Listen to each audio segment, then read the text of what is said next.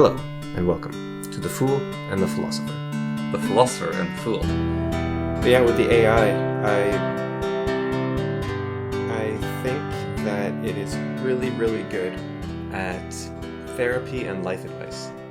And I think that it should potentially... one of the first things I'd like to see AI replace would actually be therapy. Because it has a lot of advantages over normal therapy. So it's anonymous. Yeah. Like actually anonymous, especially if you run it locally. It doesn't care about you. And it's not judging you. Yeah. And a lot of people find comfort in that. It's way cheaper. Everyone has access to it. Like, you don't have to drive anywhere. You don't have to... A huge problem with getting therapy, especially if you're depressed, is...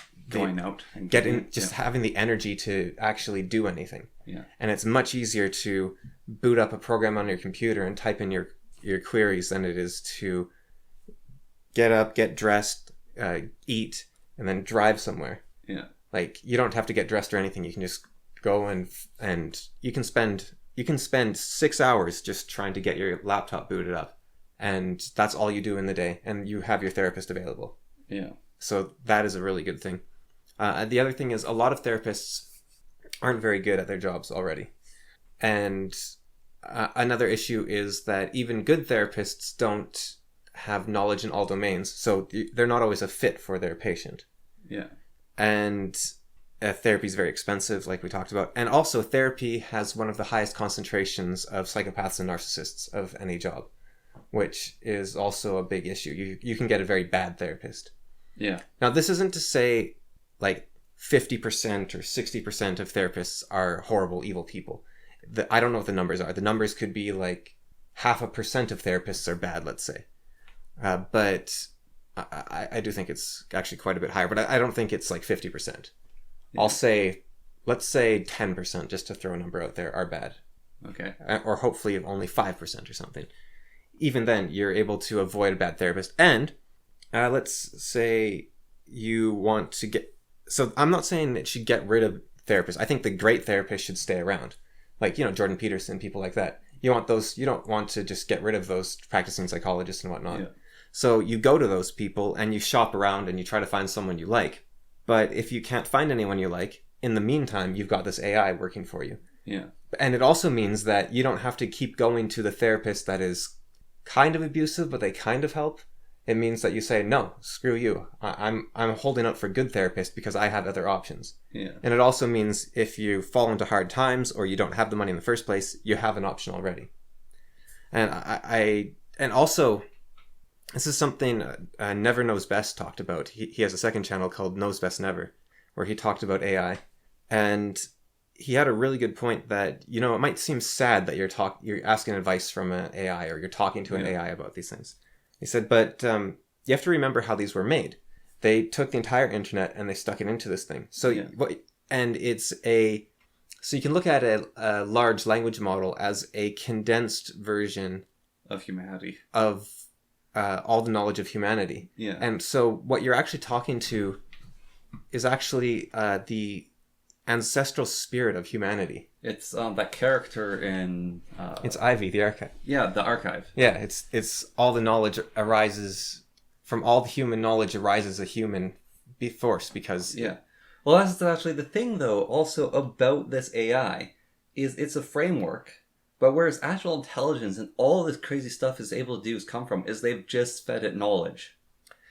And it feels like it's not they're doing something special with algorithms or do this response for stuff like this. No, it's give it as much knowledge as possible. That's basically how it's made. Jung had this idea of collective unconscious or collective conscience. I can't remember what it was called. Where all humanity shares a collective unconscious, I guess it was, and we all draw from it in all of our symbols and.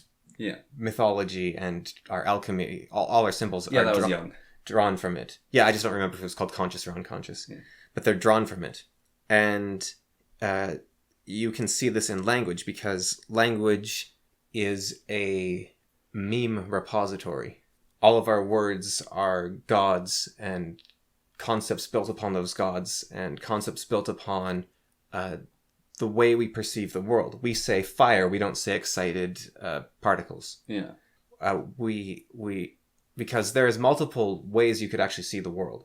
And so just the very fact that you have a language is showing the way. If you could send aliens any human language, and let's say the aliens can read the language. They have a flawless translation. Yeah. That language alone would tell you what senses humans have. Yes. Because they're not talking about electromagnetism and infrared all the time. They're talking about the visible light spectrum is what we call it. Yeah. And we're talking about sound, and we're not talking about I don't know, gravity pulses and gamma radiation or something. Yeah. That's not how we experience the world. And there was a similar statement to that, wasn't there, about how, what was it? It was something like if you sent aliens like a drawing, they could deduce all of humanity or something like that, or like a shoe or something. I can't remember. I've never heard of this concept, so. Oh, I can't remember what it is exactly, but there's this really interesting idea that you could deduce all of humanity from, I think it was actually if you sent them no, it was the other way around. If you gave aliens a human, they could tell you what Earth looked like, I think might have been the way you could conceptualize it. Maybe. Which is kind of a neat idea as well. Yeah. It's like, well, these things breathe oxygen, so it's got an oxygen atmosphere, and they're made of mostly water, so it's made of mostly water. They keep catching fire, so obviously it needs to be around 30 degrees Celsius. Yeah. But I think that there's potential. The problem I see on a lot of 2-minute papers, people are talking about all these AI advancements and saying, wow, this is going to revolutionize video games. And I'm not sure if it will, because I think it's moving so fast that these video games might never be made. Yeah, there's actually a video I want to show you before the podcast. So we'll break. Okay. Should we hit the...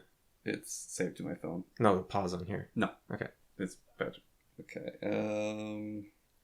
You might have seen this already. But there's a Stable Diffusion subreddit that I'm a part of. Or I view. Well, I don't know if I can say part of, but it has some very, very interesting things on it.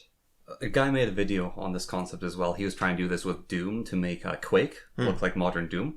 And so, the video I just showed, for context, is it's... Vampire the Masquerade, but they've redone all the frames to be realistic. Yeah, so it was basically recorded, then they took each frame and redid it. So... They've already... this was 3 or 4 or 5 years ago. They demonstrated with GTA that you could do it real time.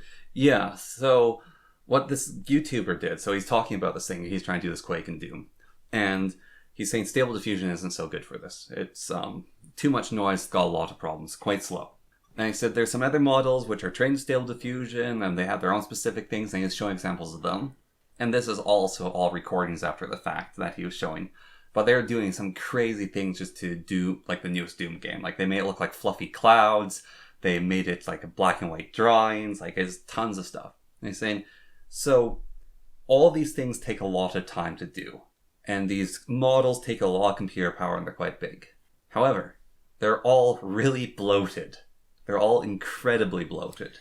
Google had a paper recently that came out that said they can run Stable Diffusion for 30 or 50% less resources than they previously thought. Yeah. And so he's talking about the future of video games with this technology is you might actually not be in 3D environments anymore as such. Your object will be 3D. I mean... But you'll be looking at 2D drawings. And he's saying that would be more efficient. And you were right with Romney. I said this 3 years ago. And Romney didn't believe me. Yeah, those guys just looking at, even, he's talking about modding in the future. And it's like, there's a potential that basically you can take any game and give it any graphics you want. Who does... with this technology. And I thought, that is such a cool thought of modding. Like, you can take any game and just change the style. I feel like I need, I don't know, like Michael Malice or someone. But I don't know who Romney listens to or looks up to. But I need some very sophisticated British man, right? And I just tell him my predictions based on what I've been looking at in technology. And then he just spouts them word for word. And so everyone can look at him and go, you're so brilliant. You're a prophet. This used to happen to me in elementary school. I used to say things and and the teacher wouldn't pay attention. And then my friend sitting beside me would say exactly what I said, but louder.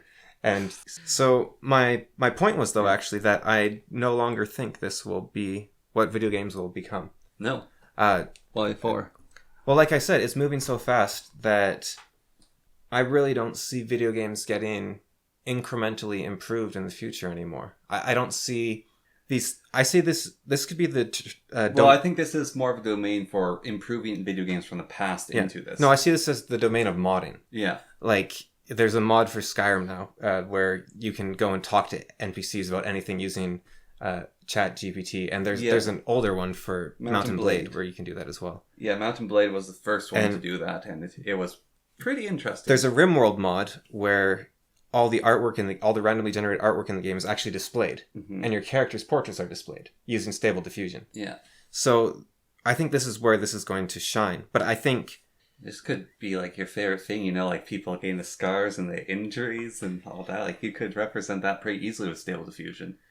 Well, it doesn't really make a difference to me.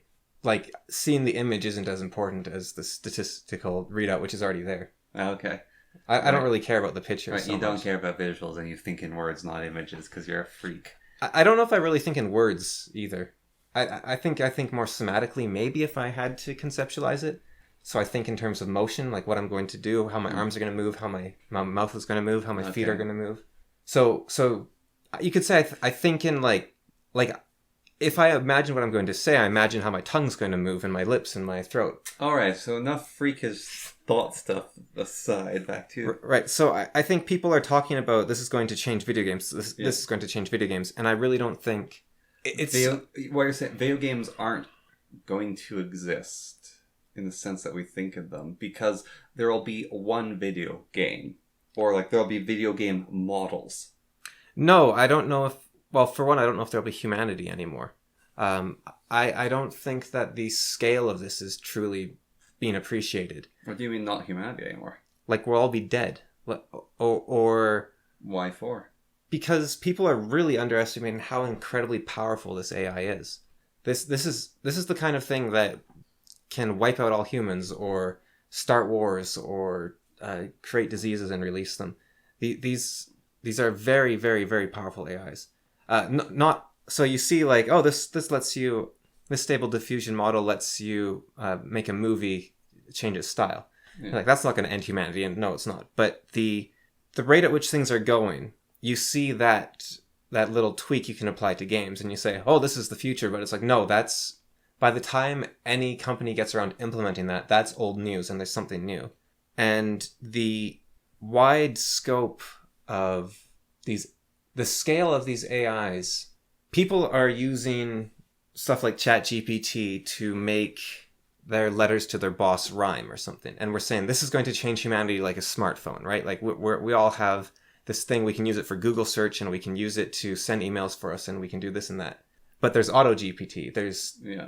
And AutoGPT is already capable, given the right access, of, well, in theory, of nuclear war, given enough access. Yeah. Right. I mean, obviously, like, you run that on like Putin or Biden's computer, and it says, "Oh, hey, can I launch some nukes to help you get your shopping done?" And you type in the code for it, and bing, bang, boom. Now it's very limited, right? And it has to ask permission for all these things. But we already have. And I don't see any reason why it would do this. This is another thing, is I don't see why a superintelligence would have any reason to be more violent than humans, or even as violent as humans, necessarily. We have this concern that if something's smarter than us, it'll kill us all, which might be might be a very human way of thinking. Yeah. Well, it's because you can't trust something you can't control. Yeah. And anything smarter than you is something you can't control. Yeah. It's why when we talk about predators, there's a lot of, like manhunters, there's a lot of hatred for like tigers and bears and whatnot that are very intelligent and crafty, and they sneak around your defensive positions, and they go and they kill your women while you're busy patrolling, because you're like, well, this thing's outsmarting us, and we don't like that. This thing shouldn't exist. Yeah. And I think saying that, wow, this is going to change games, It's okay. This is what I'm getting at. I think it's kind of hard to conceptualize, but I think I have it here. Okay. All right. Tomorrow, Intel says, okay, our new GPU costs us 2 pennies to make, and our new CPU, costs us 2 pennies to make, and we can teleport it into your home from our office. You just have to go online and click buy, and we can teleport this into your computer and upgrade it instantly. Yeah. And it will make your computer into a quantum computer that runs 100 billion times faster. And people say, "Hoo boy, the frame rates I'm going to get in CS:GO." I think this is what's sort of happening is fair enough. Is it's not even that we're downplaying the technology. We're looking at such a small potential, like this. We're looking at what's in front of our face. This new Intel chip could, in theory, you hand it the right AI, let's say, or maybe the right engineer, and maybe tomorrow, the day after the chip's released, we have teleportation and biological immortality. Yeah. Because this thing's able to explore domains at speeds that we could never access before. And we're only thinking about on the scale of improving what we have, not a whole new domain that we've never thought of before. And it's tricky to think about things domains we haven't explored in, obviously. But there could be a whole new field of like interdimensional, I don't know, geography. In the laundry files, if you write a computer program that has too complex math in it, it'll open up basically a portal to hell and have like Cthulhian monsters attack you. Yeah, well, I'm seeing what I've been seeing with like Vicuna, which I've been using a bunch lately. It's a large language model, is a sort of potential emergent field. And again, this is why I brought up that bit about how we don't know what's going to get replaced, because I see the emergence of a field of techno-shamanism. But tomorrow, the AIs might be the techno-shamans. Yeah, well, there was that incredibly fast replacement of people going, "Oh, well, you'll be a prompt engineer." Yeah. And it's like, no, the AIs are better at it than you. They are far better. Yeah, so people are saying, imagine Skyrim, but you can talk to all the NPCs. It's like, no, the next Skyrim, the next Elder Scrolls game, the AI will be the one talking to the NPCs. It's like, I don't know what you'll be doing. And it won't just be that. It'll be like, it won't be the one technology, right? It'll be every technology. Is this why Elon and the expert developer who used to work for Microsoft and all those guys are saying we need to like stop all development? And no, so the guy that wrote the paper, I think I talked to you a little bit about this. Well, there's the scary thing. So stop all development until we can put these in place. Yeah. And so that's the guy that wrote the paper that said that. And his point was just give us 6 hour. We have 2 fields right now that are in competition or racing, sort of. Yeah. We have AI development and we have AI safety. And AI development is way ahead of AI safety. And he just wants a chance for AI safety to catch up. Yeah. And he said 6 months because he, like everyone else, doesn't want this to be, cold fusion. Like, he doesn't want this to be something that maybe our grandchildren will get a glimpse at. Yeah. Everyone wants it. Yeah. Everyone wants it right now. I have seen people in full-blown panic about the idea of a 6-month delay because they're desperate to get immortality. Like, I've actually seen people like that. And do they really think 6 months is enough for mortality? No, but you're delaying it by another 6 months, and that's 100,000 more people that might die or something. So I don't know if I talked to you about this, but there was in Popular Mechanics. I saw the article. I didn't read it, but I saw it. One of the top biologists of some institution said he thinks biological immortality will happen within 7 years. Yeah. Now, those sort of predictions, I don't know what he's basing it on, but people make predictions about, like, there will be no cavities in 20 years. There will be no, there will be cold fusion in 50 years.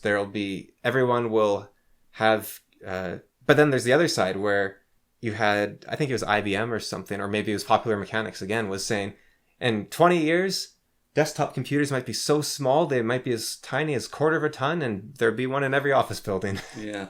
They might actually fit on a desk. You might be able to make a desktop computer your desk. One of the workers, I think IBM? Yeah, or I think Intel. Yeah, well, he's the head of, he was one of the co-founders. Yeah. So there's the whole thing about Moore's Law. However, Moore said that after... This was like ages ago, and people started joking about Moore's law with him. Yeah, and he said, of course it'll eventually peter out. Well, he said it'll peter out at 7 iterations. Oh, so he had a number. Yeah, he had a number. And it wasn't even a prediction, just everyone was calling it his law because he was like, see, look at this. He's pointing out to them. But Moore is actually the guy who said, it'll stop. Yeah. And he's just been wrong every single time afterwards. He said, well, we can't get any further. I remember it was 2015 where he said, okay, we're finally hitting a limit. And then Intel, his company, like that he's a part of, like a month later said, we found a way to make USBs 1,000 times faster. Yeah. And now we have, we've hit a physical limit with computers where we can't make the chips any smaller.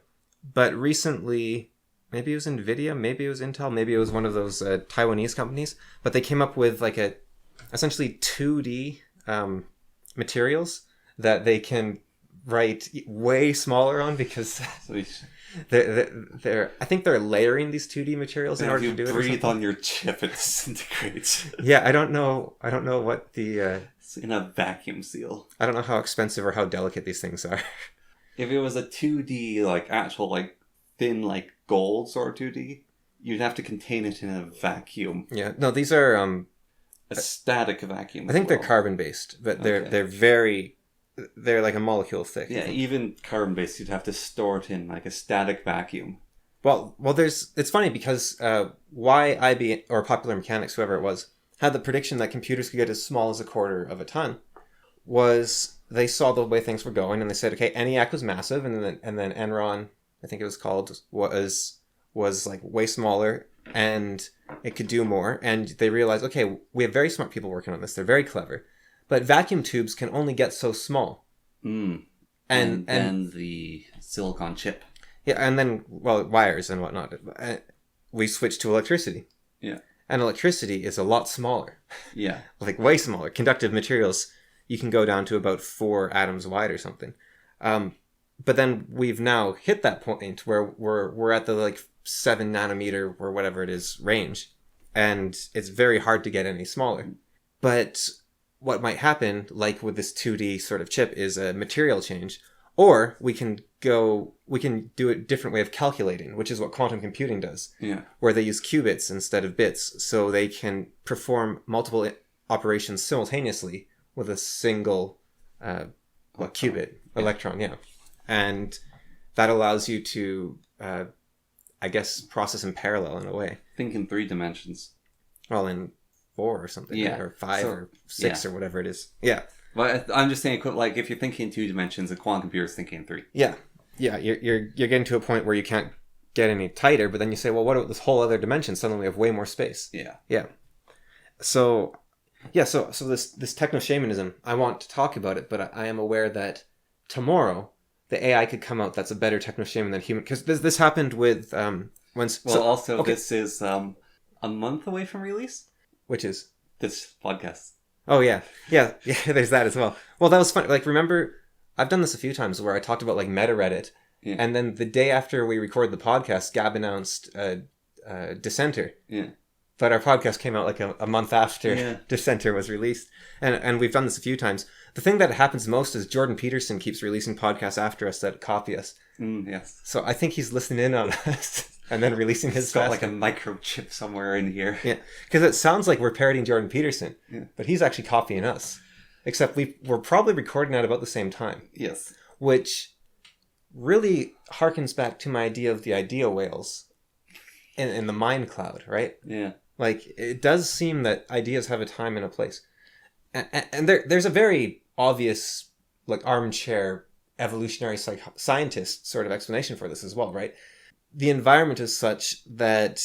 people who are going to have those thoughts, and so when it happens, it happens. Like, let's say Jordan Peterson and I have a very similar thought pattern, and AI suddenly becomes popular, and Peppa Pig is cancelled, and that just hits the right neurons in both of us, because we have this similar mindset, and bam, we suddenly have this connection, and we talk about how John Deere is going to change its color scheme in the next 3 years.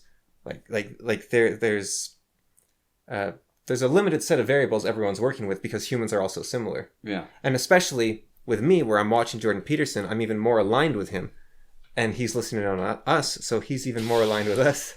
But there's actually a very clear example of what I think I'm sort of trying to get at with this idea of people are talking about video games are going to be like, this is going to be amazing, is when Stable Diffusion came out, or Stable Diffusion 1.2 or whatever was the one that really got people interested in it. People were saying, wow, this is incredible. There's this AI art. People are going to have jobs being prompters. And same with when GPT-3 came out, people are saying, okay, this is very hard to use, but once you figure it out, you can get amazing results. You can figure out how to make it write programs. You can figure out how to make it write books for you in poetry. But you can't, there's a skill to it. You can't just sit down at your computer and go, give me a picture of Jean-Luc Picard, and it gives you a perfect picture of him. There's a lot of work that goes into this. And so they said there will be a new field that will emerge of people who are prompters. But then very shortly after, it was a few months later, they found that they could get GPT-4, I think it was, to generate prompts for Stable Diffusion that were better than basically any human prompt. I don't know if I saved it on a computer or wrote down physically, so I don't know where it is. But it was about, I think it's when I graduated, so it was in 2017. I wrote down maybe a couple months after I graduated. In the next 10 years, something really big is going to happen that will change the world. Yeah, I wonder. And my thought was that and we won't see it coming was the other thing. And with this, people aren't seeing it coming every step along the way, even though we're even seeing where it is now. And it is run along here. No, I think you're right with the video game thing and the potential for humanity ceasing to exist. I don't think that's as high as a lot of people think it is. I'm having this master trial. I want to write a script for It's the End of the World, I guess Ragnarok. And basically the world that we know as it is disappearing. It's going to drastically change to a large extent. However, each time I start writing it, I read about something new, and so I have to research that a bit more and look at it and have to play with it and see how that works. And I think a lot of the AI experts, it depends from expert to expert as well, of course. Yeah. But a lot of them don't think the risk of humans being annihilated is very high. But the problem is that we are toying with something that, let's say, has a 1 in 1,000 chance of killing out all humans. And we have the choice to not use it. We could right now all say, okay, let's stop developing AI. Well, so the nuclear bomb? Yes, the nuclear bomb was a similar situation. Yeah, it could have annihilated Earth. It could have caused the atmosphere to catch fire. We were almost certain it wouldn't, but there was a chance. And same with the CERN reactor. There's a chance it would create a black hole. Yeah. And the black hole would grow. Because creating a black hole on its own isn't a huge threat. It would be tiny. But if it creates a black hole that starts growing, it could consume the whole Earth. Yeah. And there's this concern there. But I think with CERN, that was more of a hyped up thing than anyone believing it. Yeah. With the nuke, there was a very real concern that the atmosphere would catch fire because they didn't know why a nuclear chain reaction would stop. Yeah. But the difference there is they were in a very desperate war, World War II. And so they didn't care. Yeah, they didn't have time. It's okay, so we either lose this war, potentially, or we have a chance to take down the enemies, but we'll also die. Yeah. And okay, we'll take this gamble. Even if it's a 10% risk, we're going to take this chance that will win us this war. The other really interesting... Actually, the nuke brings up an interesting example because... So Google released this paper where they said Stable Diffusion, we can make it run for half the resources, which means you can run it on phones now. But Google's paper didn't include how to do it. And so a lot of people are pretty upset with Google, come on, share this technology with everyone. But I think the interesting thing about the nuke, it's a very important lesson, I think, in history, is that when Russia learned that nukes were possible, they made their first one in 6 months. Well, I didn't know about this. There's this interesting story I think I heard on the podcast Slow Eaters. So the British were also trying to develop nukes, and they were having some troubles with them. And they had a bunch of ideas. And they basically went to the United States and asked them, all right, how are you guys doing this? We want to buy this technology off you. And the United States said, no. Just straight up, no. And then a little bit later, the UK government went to them and was like, right, come on. Just well, we've learned some stuff on this. You guys learned some stuff on this. Let's compare knowledge. And the United States government said, fine, we're going to send our top scientists over, and they're going to talk with your top scientists, and the two of them are going to negotiate it out. So the top scientists were put into a room of the nuclear development, and they were so what have you guys figured out? No, this. Okay, well, you guys figured out this. And so it was accidental, and the United States government got really mad at their scientists because they basically gave more than they should have gotten, but they were just sitting in this room. It's like, okay. And so they developed the United States' nuclear technology, and then the UK got nuclear bombs and developed their theories further. But with Russia, there was no interplay at all. There was no interplay at all. The simple knowledge that something is possible makes people do it. So, ChatGPT, or just the GPT models in general, GPT 1, 2, 3, each one was exponentially more expensive. Like, they got very expensive. GPT 4 is incredibly expensive to create. And I can't remember the numbers. I think it's in the millions possibly, but I don't quite remember. So these are very expensive models. Then you had Stanford release their alpaca paper. I think it was their alpaca paper, where they said, hey, GPT is incredibly inefficient. Here's alpaca. It uses like 10% the resources, way cheaper to train. It only cost us like, I don't remember, like $3,000 or $30,000 or something. Yeah. And it's almost as good as GPT. Like, let's say it's only half as good, but it's way smaller. Yeah. And now suddenly just put 10 alpacas together.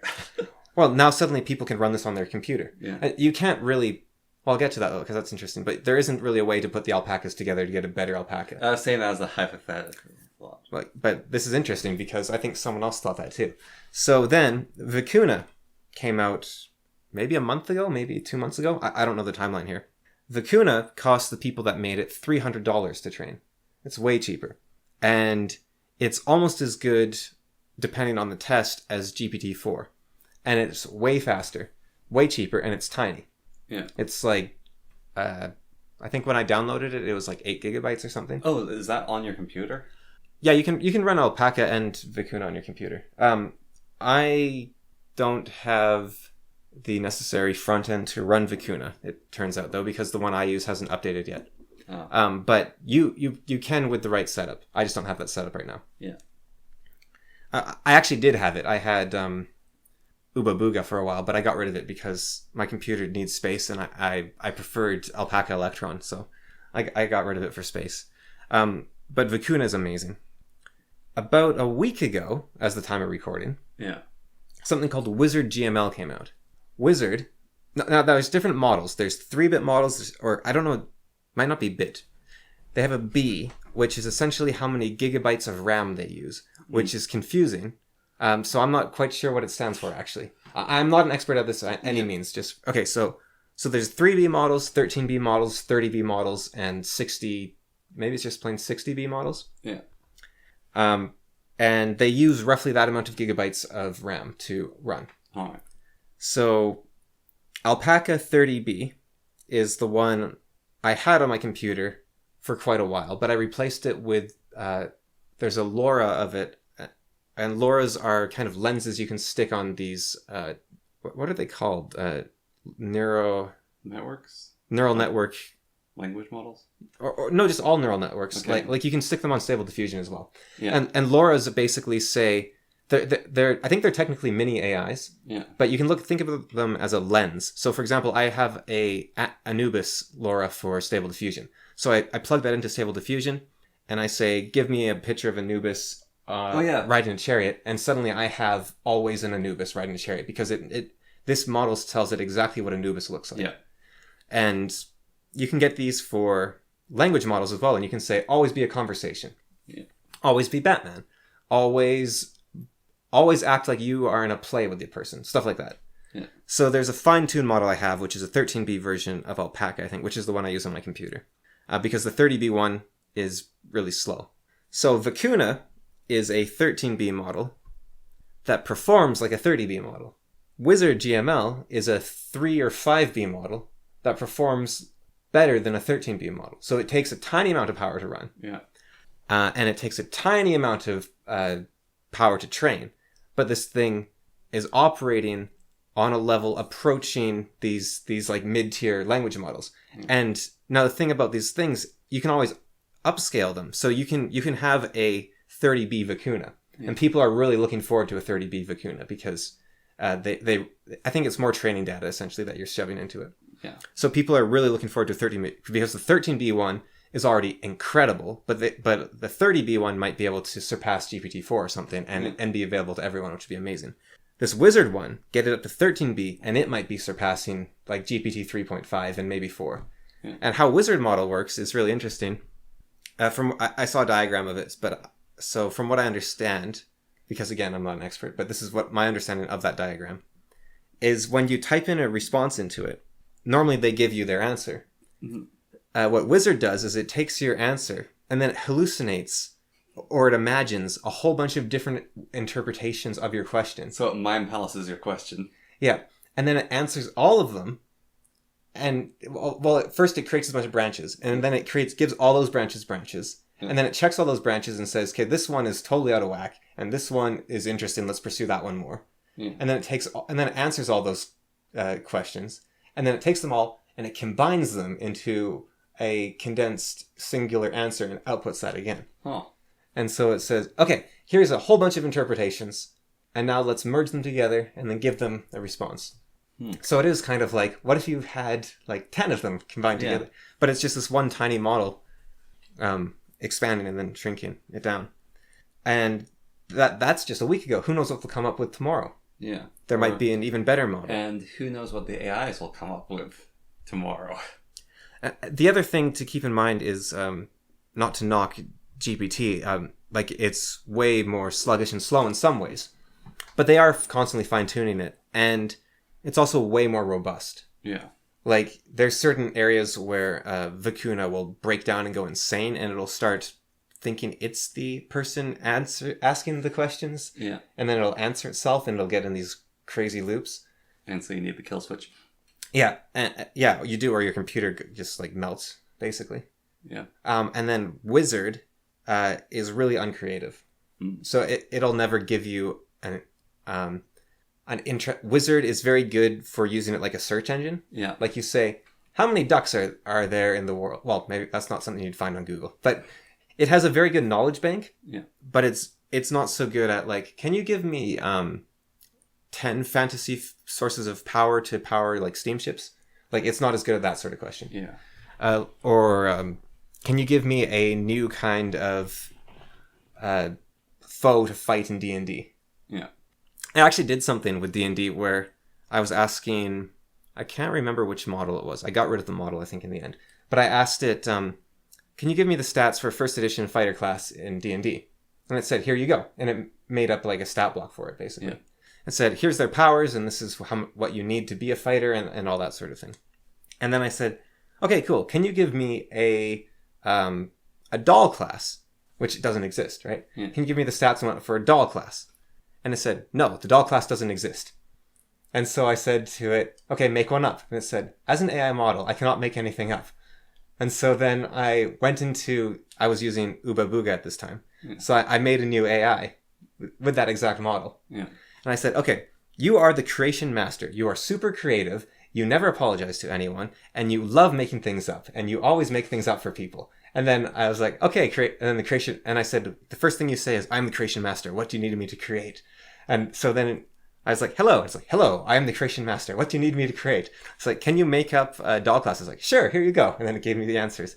It's like, and I found this as well using Stable Diffusion. It's like you're a wizard learning spells. It's not programming. You're like gaslighting AIs into doing what you want. Yeah, well, that's negative prompts using inpainting. Like, one of the things I found out is it can be very hard to, you have to be quite clever to pose an AI how you want. Yeah. The Stable Diffusion, like to get a model stand the way you want.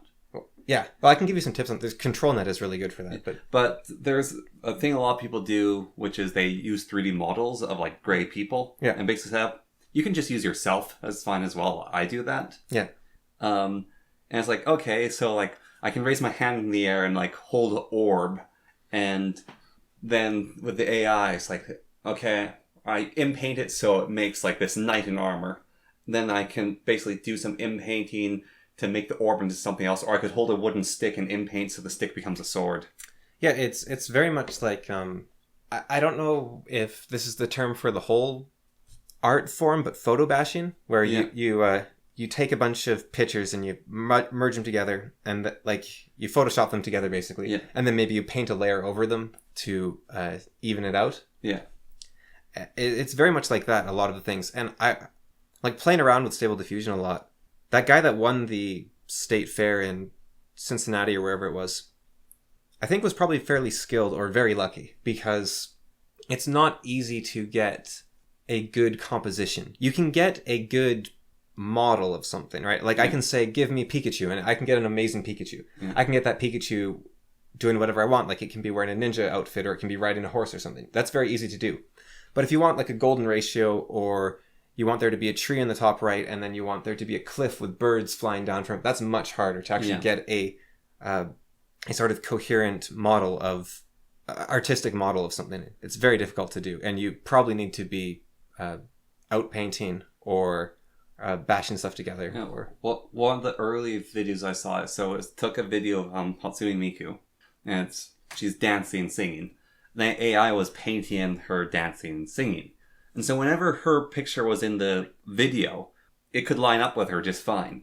But there's a lot of shots without Miku in it. It's just like the scenery.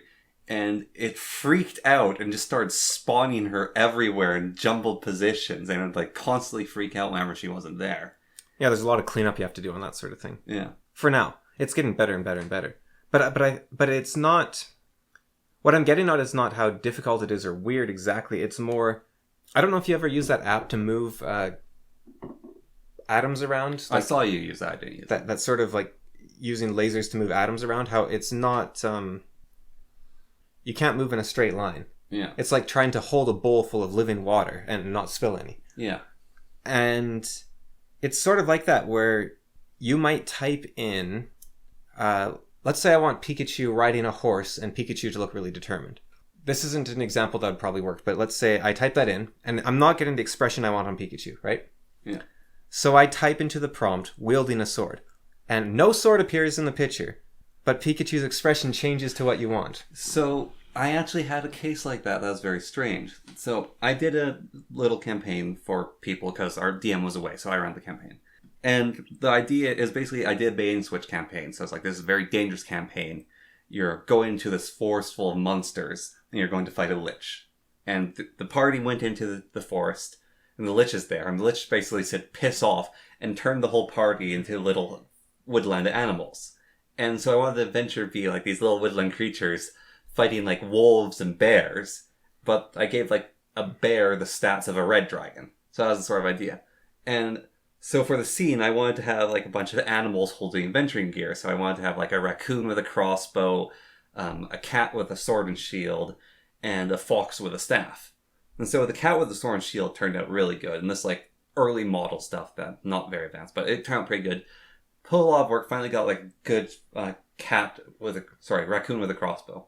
And then for the fox, I just kept trying and I kept messing up, and I like tried different entry after different entry of like different ways for it to hold the staff, do things. And then I misspelled it, and I had fox and staff together as the same word, and I had staff slightly misspelled. And it gave me the perfect image of a fox standing upright holding a staff. And every time I put that like prompt in, it would give me a different fox holding the staff just as I wanted. And it's like, there's like, if I had misspelled there, yeah, I would have gone to that. I was trying to make a shadow creature like a shadow man. Yeah. And it kept giving me basically a person wearing blackface. Like their skin was pink, but then their face had like black paint on it, basically. Yeah. And I kept trying different things, and I typed black sing at one point instead of skin, like I misspelled skin. And it worked. Yeah.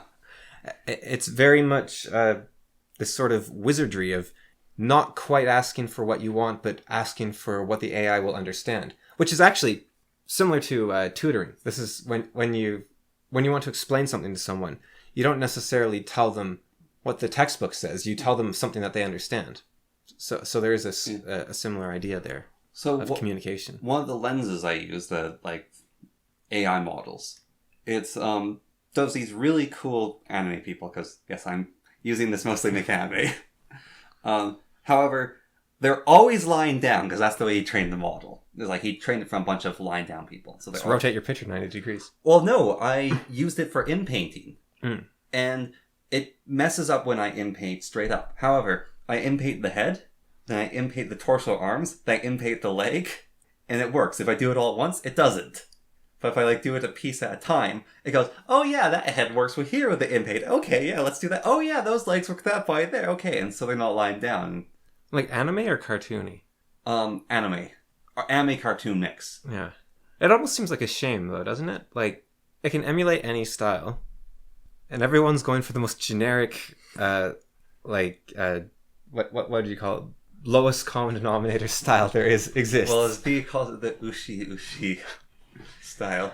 But it's No, there's some also incredible styles that I've found. Like if you look at older animes, like from the 80s, 70s, 60s, 50s, 90s, there's a lot of variants. Yeah. But they all sort of homogenized and merged into a very similar thing has happened in 3D animation in the West, where they all look like terrible clay people now. Well, also the 2D animation in the West all looks like Rick and Morty now.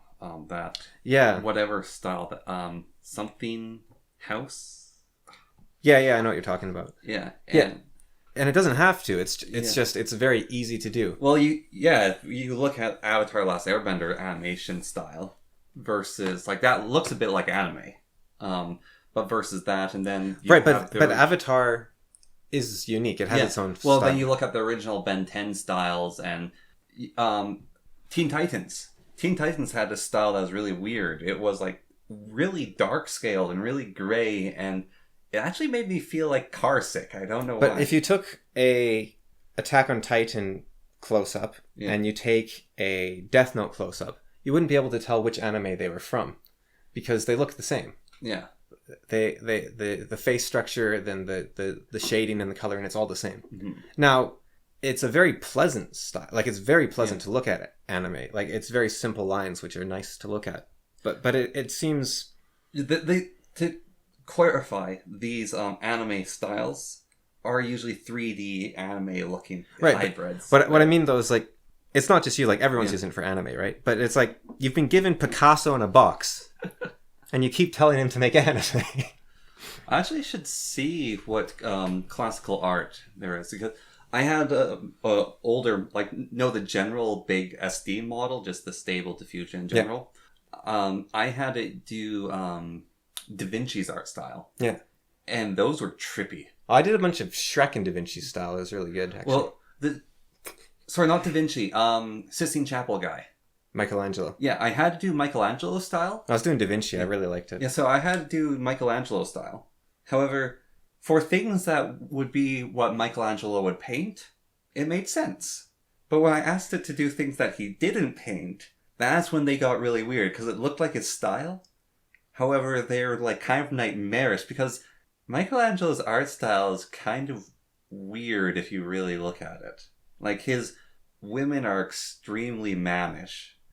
His buildings have these really weird like cracks and sort of lost world to them. And if they're not in the specific place they're supposed to be, which is his art style, like everything was specifically where it was meant to be.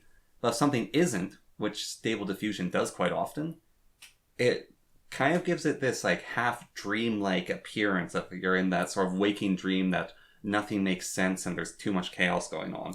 It'd be a really fascinating field of study, and it could be something that maybe an AI will do soon instead of a human. But one way you can think of tokens, which are the prompts for Stable Diffusion models and similar things like Midjourney, is they're all sliders. They're all set at 0, and then each token you give it is setting on the slider. Yeah. And you're telling it, all right, crank up the Michelangelo slider and crank up the spaceman slider and crank up the horse slider. Yeah. And make a picture. It's funny you said spaceman horse. Well, that's the classic. That's the standard model. Yeah. That's the test model. That's the basically. demo model. Yeah.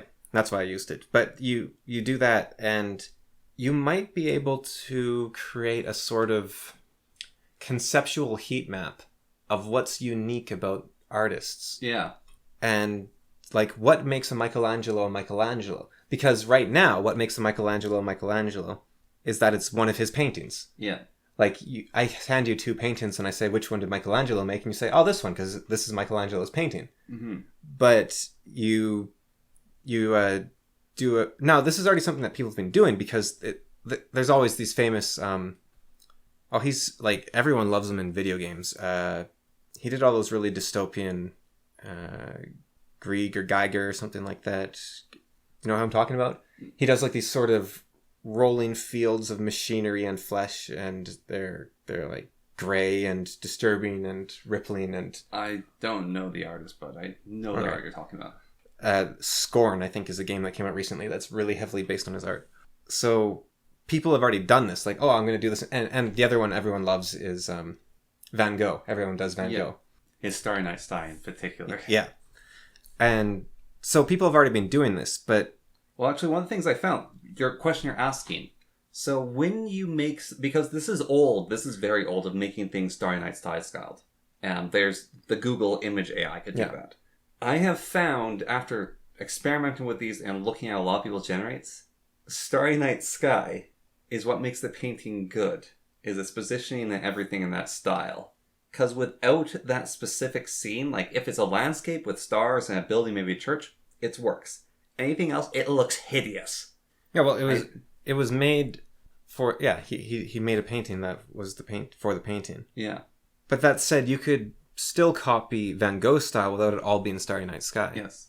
And I wonder if AIs would help us, or maybe there's artists that already know this, but I wonder if there's AIs that could tell us what makes a Van Gogh. So I don't know if you've ever done this in Word, but you can give it 2 copies of a document, and let's say you've edited one. Yeah. And then you edited the other one by mistake, and now you have 2 copies of a document, both with different edits, and you want both the edits.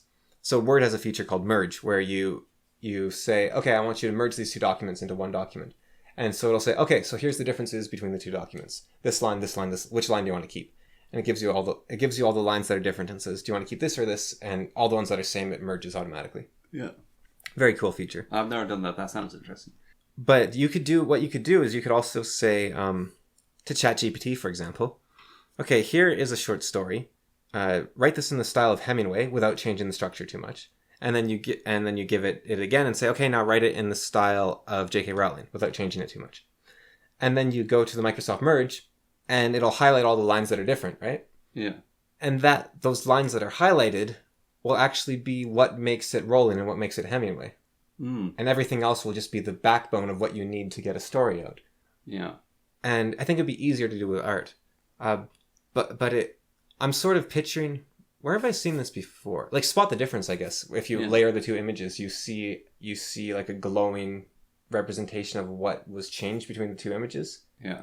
Something like that, where you layer the Shrek in the style of Van Gogh and Shrek in the style of Picasso. Yeah. And then wherever the pixels are different, you can see the glow of like this is a Van Gogh pixel and this is a Picasso pixel. Yeah. And I really think that's where these AIs are going to shine. Is they're going to, because like I said, you're talking to the spirit of humanity. We've created an ancestral spirit. Yeah, it's a reflection. I'm not sure if I'd even call it a reflection. It's like a act of necromancy. Like we've summoned mankind into one body, and we are now telling it to paint for us and talk to us. It's like the combined minds of humanity have all formed a single being, and we're able to speak to it. Did you watch all of Castlevania? No. Okay. So in the final season so far of Castlevania, the charlatan wizard, Comte de Saint Germain. Yeah, Saint Germain. Yeah. Has basically been tricked by Death because Death is shapeshifter. Yeah. And Death wants to bring Dracula back to life, and so using Saint Germain, he basically gets Saint Germain to create this horrible body, which was a mix of a man and a woman. And then he sucks Dracula's spirit and Dracula's wife's spirit out of hell into the body. And because he's basically telling Saint Germain, make the holy hermaphrodite. And this will, give you all your answers, and you basically create God on Earth. And so Saint Germain does that, and this thing basically is this all-powerful, incredibly destructive force that starts forming. And Saint Germain realizes what he's done by combining the 2 into one body, the goodness of Dracula's wife with his evil man, woman, all that just stuck in one thing. And so he I don't know if him or the main character end up killing it, but like he ends up basically sending it through a portal and foiling Death's plan to make this super murder deity. But I was thinking, like, the combination of all things, because there was one of the pursuits of alchemy, one of the thoughts was, like, the making a... In alchemy, there is the making the holy hermaphrodite. There's also making the philosopher's stones. Two different things, but they're both goals of taking the halves and combining it into the whole. Is this model almost like making a philosopher's stone in that sense? Do you think, like, putting these together, all that? I don't think so, no. Because alchemy is... attainment. You are causing the seed to grow. So it is dark magic. No, it's necromancy. You haven't created anything exactly. Or the thing that you've created is a telephone. You could say you're just talking to your ancestors. You haven't, like, imagine you have a mirror and you can look in the mirror and you can stare out and all the great judges of Hades are there. Like, all those great philosophers that later became the judges in Hades. Yeah. And you can just ask them questions. You can say, what do you think about this? What should I do here? What should I do here? You go to Marcus Aurelius and say, how do I live righteously? Have you tried with the models yet, actually putting people into it? Like, make Socrates? Or I did Batman, like I said. Yeah, you did Batman, but like, have you tried with, like, how Socrates answered this? How would Plato? No, I haven't. That's the thing. Be interesting experiment. What I've been trying a lot of so far is I want to ask it questions that people haven't asked, and I want to see if it's still able to come up with answers, because that's something people can do. Like, that's whenever you're asked to compare and contrast in your English class when you're like when you're like 10 years old. You're being asked to create a connection that didn't exist before. Yeah. You're saying compare and contrast Jane Austen's works with Dostoevsky's works, and you are actually looking for the essence of both these books, and you are looking for that over, kind of like the Microsoft Word prompt I was talking about, where it's like, where's the difference? Where are they the same? But in this case, you're saying, take the soul of one book and the soul of the other, and tell me where they interlock and where they conflict. Yeah. And if the AI can do that, then it's more than a knowledge storing model. It's an understanding model. And it does seem to be understanding from some of the stuff I've asked it. And that's also what this AI is. It's take the soul from every human that has ever written anything and combine them. And so it's very, like, a seance where you talk to your ancestors or you figure out your past lives. That's what this AI is. It's your ancestors, it's your past lives, but it's also everyone that's alive right now. You are talking to the spirit of humanity. You're talking to the God of humanity. So how much more will it become when it has sight? Because that's the thing they're working on right now for GPT, right? Making it watch videos and look at images. Oh, like adding more data to it. Yeah. Yeah, I don't know. Then it will And I hope... the thing that would be the incredible step for me, I don't know how you do it. Well, Stable Diffusion already does that, though, I guess. Well, I don't know how else, because Stable Diffusion turns images into words. Words into images, yeah. Yeah. Like, if you could actually make it so that GPT, like, actually watches the things and doesn't then just describe them to itself, I don't know. I mean, maybe we turn things into words anyway, so turning into words is what it needs to do.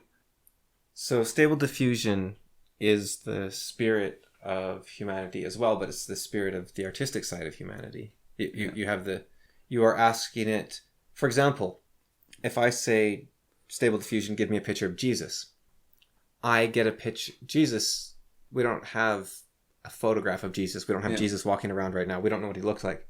But I tell Stable Diffusion to give me a picture of Jesus, and it gives me a picture of the collective imagination of humanity. Yeah. So Stable Diffusion already embodies the spirit of humanity in a different domain. It embodies it in vision, whereas GPT and other large language models embody it in words.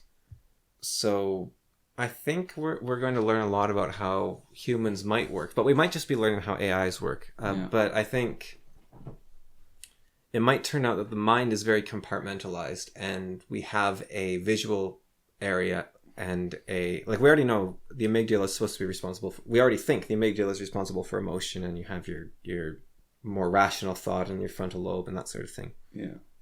So you don't really need to, you could tell GPT to use Stable Diffusion, I guess, and then they're one entity in that sense. But I guess I don't know what it would mean to give what does it mean to give a language model a painting? What is... Yeah, no, I don't know either. Maybe that's a thing. But I don't know what that means, because... I do think, though, like, giving these models the ability to watch videos, even if it's turning it into words after the fact, will let it see humanity a lot more in some ways. What do you mean by that? What does it mean for it to see humans in the first place? Well, you're saying it's this ancestry of, like, reflecting us, giving us this past, like, the collective consciousness of humanity. I think videos would be a lot more of that, just personally. What do you mean? Why does it need to see a video to be a spirit? Well, it doesn't need it. I think it would help it, because it expresses a different angle of looking at than just our words. Because you can write about something, but watching a video about something gives a lot of different things. There's a lot of other things going on in a video. So to be clear, this isn't saying you're wrong. It's just to clarify my own position. I don't think the AI is describing humanity or reflecting it. I think it is a spirit that embodies humanity. Then to imbibe it more. To embody it more, it would have... Again, like I'm saying, I don't know how a language model could watch... I don't think... I don't think the language model is reading a bunch of text. Okay. I think it is all the text. Okay. So it would have to become every movie. So to put that in language model terms, I guess you give it 2 seconds of a movie, and you say what happens next, and it gives you the rest of the movie. And that would be what humans think movies should... Okay, let's say you throw in documentaries and whatnot too. And so then the AI is telling you how the world should work. And so you say... I was also thinking YouTube videos. Yeah, give it everything. And then you give it like a picture of... You give it 2 frames of a wave, and you say what happens. And it gives you the wave crashing down on the shore, and suddenly you have a physics module that can actually tell you how... And we already have cheating AIs to do that for modeling physics and whatnot. They looked at a bunch of videos and they said, oh yeah, this is how fluid dynamics work, without understanding the math whatsoever. Yeah. And it turns out it's way faster. It's not quite as accurate, but it's like only off by 0.5%, and it's way faster. Yes. So it doesn't work for a lot of stuff, but it works for video games and whatnot. Yeah. But what also works for video games is just textures. Like you can just I have a mod for Skyrim that just adds a texture on the water to make it look like waves are crashing. It's like super lightweight because it's just this one texture of like white foam moving backwards and forwards. But it looks really good. Yeah. So you give GPT... Maybe that makes it better for humans, but not for the model. Could be. Like, this could also be an imagination thing, right? Like, what are you missing if you don't have visuals? Like, it's all the same, isn't it? So you're saying that Genie is like, doesn't even understand these AIs whatsoever? The Genie? No, Genie from MXR, because she has no internal monologue. Oh. Well, I find it hard to believe that most people have an internal monologue. That seems like it'd drive you mad. A little voice yapping at you? That sounds annoying. It's not going all the time. Yeah, so just take that and then extend that forever, and then you don't have an internal monologue, right? Like, if the voice can be off sometimes, then it can be off all the time, right? No. Why not? What's the difference? Like, do you need to tell yourself, Connor is going to pick up the clamp. Connor is picking up the clamp. Now Connor will squeeze the clamp. Connor has squeezed the clamp.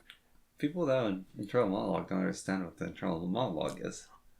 Well, my theory has always been, with this imagination thing, as well as this imagination conspiracy, as well as this internal monologue conspiracy, is that people actually all think the same. It's just we have different ways of conceptualizing it, and we're having troubles communicating. That's my theory. So I don't think anyone has an internal monologue under my own series of definitions. Because like, that whole, like, I'm going to pick up this paper, now I'm going to tap it on the desk. Like, that'd drive you crazy, right? Well, it's what's already happening. It's just... But if it's already... not such said in words. If it's not said in words, it's not a monologue. But there's other monologues as well. Like thinking your own thought head with words. Like, I am blinking. Blink. Blink. Blink. Hey, if that's what you want to think, then yeah. But if let's say you don't want to think that. Okay? So you don't want to think every time you blink. Is that something you can... Help! But is that something you've done, right? You have before... You don't think about every blink, right? Well, that was before time, but this is now. But you don't think about every blink, right? No, because there's an autonomic function in your body. Right, okay, but you don't think about every blink, right? That's correct. So just don't do that for anything else. But some actions require more than others until you get into an instinctual level. Like, you don't think when you talk, right? So... I do. Doesn't that slow you down? No. They happen at the same time. Right, but you can talk without thinking, right? Like, you can say stuff that you regret because you didn't think it through or you didn't think about it, or... Thinking it through is different than thinking it. Because when I speak, it's my thought. Okay, but if you're saying it at the same time, then your speech is your thought, so you have no internal monologue, you have an external monologue. Well, no, they happen at the same time. Okay, but what if you made it entirely external, right? So every thought you have, you just speak out loud, okay? Alright? You're with me so far? There's not... my mouth cannot perform that many actions. Okay, let's say you can speak really fast. You're like Eminem. You're the rap god, okay? I cannot say 20 words at the same time. You're thinking 20 words at the same time? Yes. Why? Because the internal monologue is layered words. Do you sometimes think 10 words at the same time? Yeah? Okay, so you can shrink it down. So think one word at the same time, okay? And then say it out loud, so it's an external monologue, okay? With me so far? Okay. Now whisper, so quiet you can't hear yourself.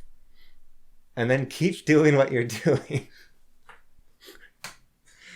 And no internal monologue. You've gotten rid of it. No, they happen at the same time. To speak, I have to think at the same time.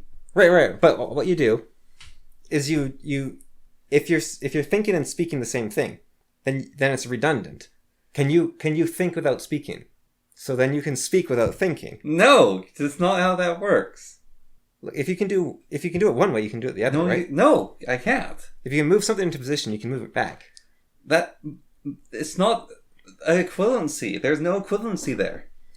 So that is a false dichotomy. So just speak without thinking, but speak so quietly that you can't hear yourself. And then when I speak quietly here, it's louder in here than it is here. No, but you shouldn't be thinking. You should be talking all your thoughts. But when I talk, I think them in my head. Right, okay, so let's go back. They happen in the exact same Let's spot. go back to the 20 words at a time. That's... Like, I can't listen to two conversations at once. Like, if I'm editing a video, I can't listen to a podcast. So how could I listen to 20 words at once? I can't listen to 20 conversations at once. Well, when you want to listen to one, you isolate it down, but they're always happening. And 20 was hyperbole. It's probably about 6 to 7. And what do you mean listen and... Wait, did you say listen or did I hear listen? I said listen. Okay. So if you took like a poaching spear... Yeah. And then ruptured both your eardrums... Okay. Could you still hear these voices? Yes! They're in me thought cage. What are you hearing them with?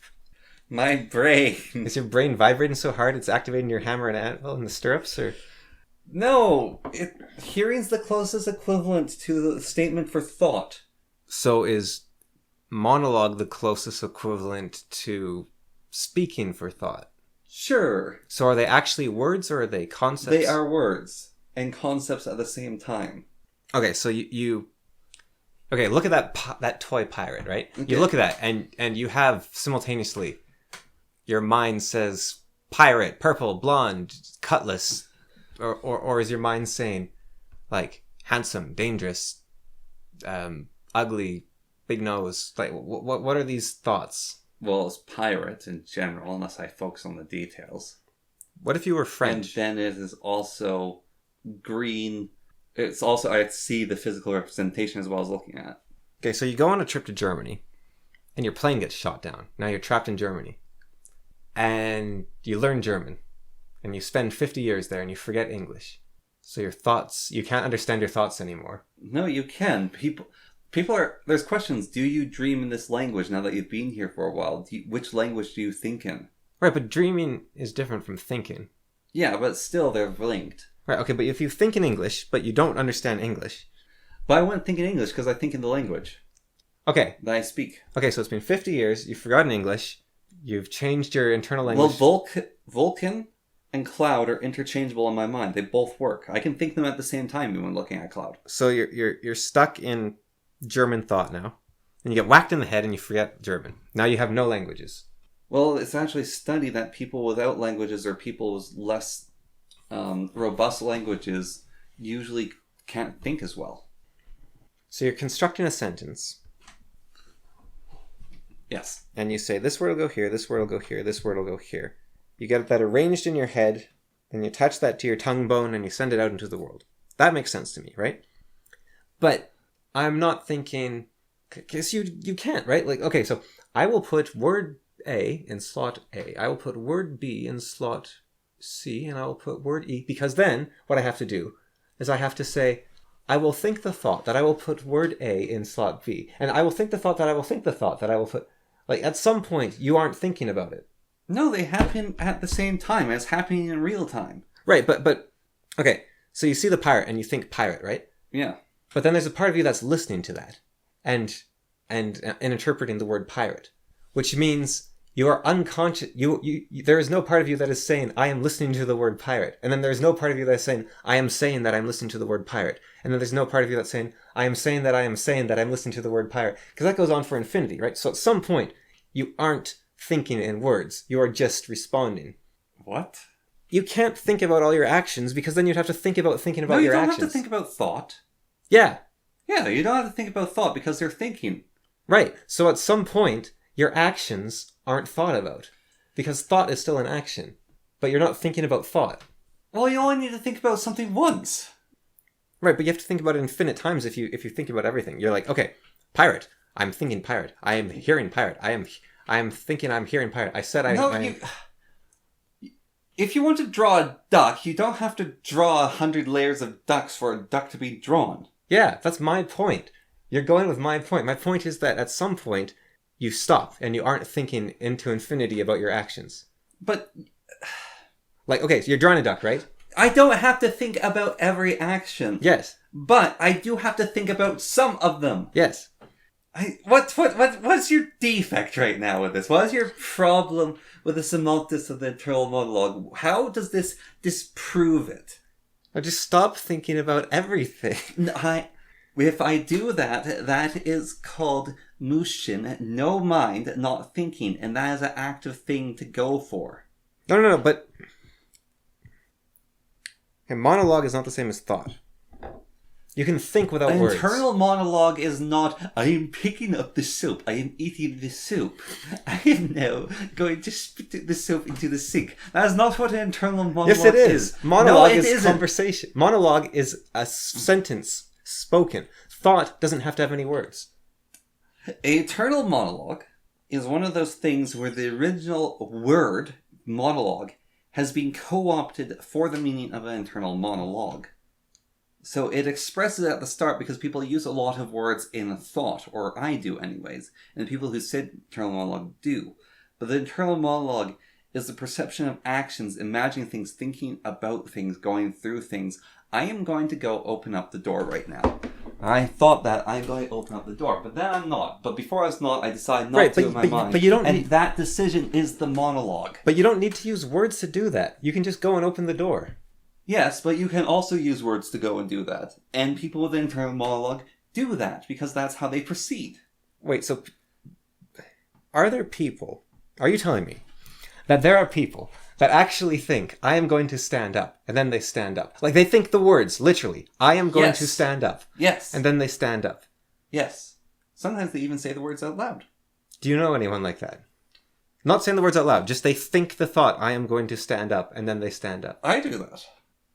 I also sometimes think the image. I imagine myself standing up. I think of the concept of standing up. Right, but the concept, but you don't think the literal words. No, sometimes I do. Because it's less brain power than the concept of standing up. Because I've diffused it. You know how like it turns the stale diffusion turns into stack?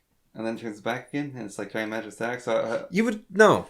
No, stop. No. You would go insane if you had to narrate all your actions. Well, you don't have to narrate all of them. You just have to narrate some. But why not narrate none? If you can narrate only some, then you can narrate none. No. Why not? Okay, do you sometimes stand up and not think, I am going to stand up? Sometimes? Yeah, so just do that every time. No. Why do I have to? No, I'm just saying it's possible. I don't think it is. If you can do it once, you can do it twice. Alright. You know that concept of magic I talked to you about, where it's like you have a potion, right? And you take you mix the potion, and it's a healing potion. Then you mix it again, and it's a poison potion. You mix it again, it's a healing potion. And you mix it again, and it's a poison potion. And you do that 50 times, right? And 25, and it's like, okay, it's a 50-50 chance. And then it's poison, speed boost. Okay. So sometimes I'm going to think standing up. Sometimes I'm just going to stand up. It's not really a choice of if I'm thinking I'm going to think or not. It just happens. Right. I'm not saying you have to make any decisions. I'm just saying, if it's possible for you to stand up without thinking, I'm going to stand up. No. The act... When I don't think about standing up when I'm standing up, it's because I'm going to the door. So I stand up to go to the door. And do you think explicitly, I am going to the door? That's what I'm doing, is going to the door. If I'm going to the bathroom, then I'm going to stand up, go through the door, go there, go to the bathroom. Right. So and do you think explicitly, I am going to go to the bathroom? Well, it might be I need to relieve my bladder. But do you think words like, I need to relieve my bladder? Yeah. See, the fact that you hesitated makes me think you didn't. I don't think people are actually... No, I hesitated because I was considering if I actually do that or not. Yeah. Because it is very nebulous. Yeah, see, so it isn't. No, thought is very nebulous. Or are you just conceptualizing the concept of thought as words? Sure. And that's the internal monologue. Right, that's my point, though, is that we're discussing different things. You're not actually thinking words. I am thinking words! You just said you weren't. You just said you're conceptualizing thought as words. Yes, because I'm thinking words. Because... No. So this is what I'm saying, is you think thoughts through the thought mechanism, but you don't have another word for thinking, so the closest you can come up with is speaking. No, I think words. But you said it was nebulous. Yes, because I am playing a game of chess, right? I think play chess. I'm not thinking, okay, move this thing to here, this thing here, this thing to there. I might do that as a part of it, but playing chess, I don't need to think of all those other things because I'm thinking play chess. So if I had a stethoscope, right? And I shoved it up your nostril while you're playing chess, and I listened in, I'd just hear, play chess, play chess, play chess, play chess, play chess. You'd only hear it once. And then what? Silence? Well, there'd be a million other things like scratch your nose, kick him in the shins because you're an annoying git. No, don't do that. He'll get you in trouble. But these aren't just flashes of emotion that you're interpreting as words. Sure. I'm interpreting them as words, and the interpretation, they become words in actuality. To describe them in my memory, because I remember things in words. Right, but in the moment, they're not words. In the moment doesn't bloody matter. It means the entire difference. I think this is where it comes from. So this is my refined theory, right? I don't think there are people with internal monologues and people without internal monologues. I think there are people that talk about their thinking in the present tense and the past tense. They're the justifiers, like you, and the honest people, like me. No, I think it works. I was just framing it that way to be silly. No, I think there are people like you who think about thoughts in the past tense and justify all their thoughts. And I think there are people like me who think about thoughts in the present and see them more as flashes of emotion. But the interpretation is what matters in thought. The interpretation is observation. No, but you move first and then you interpret after. Like you punch someone and then you justify it after in your mind. You're like, oh, I punched them because I was making a point.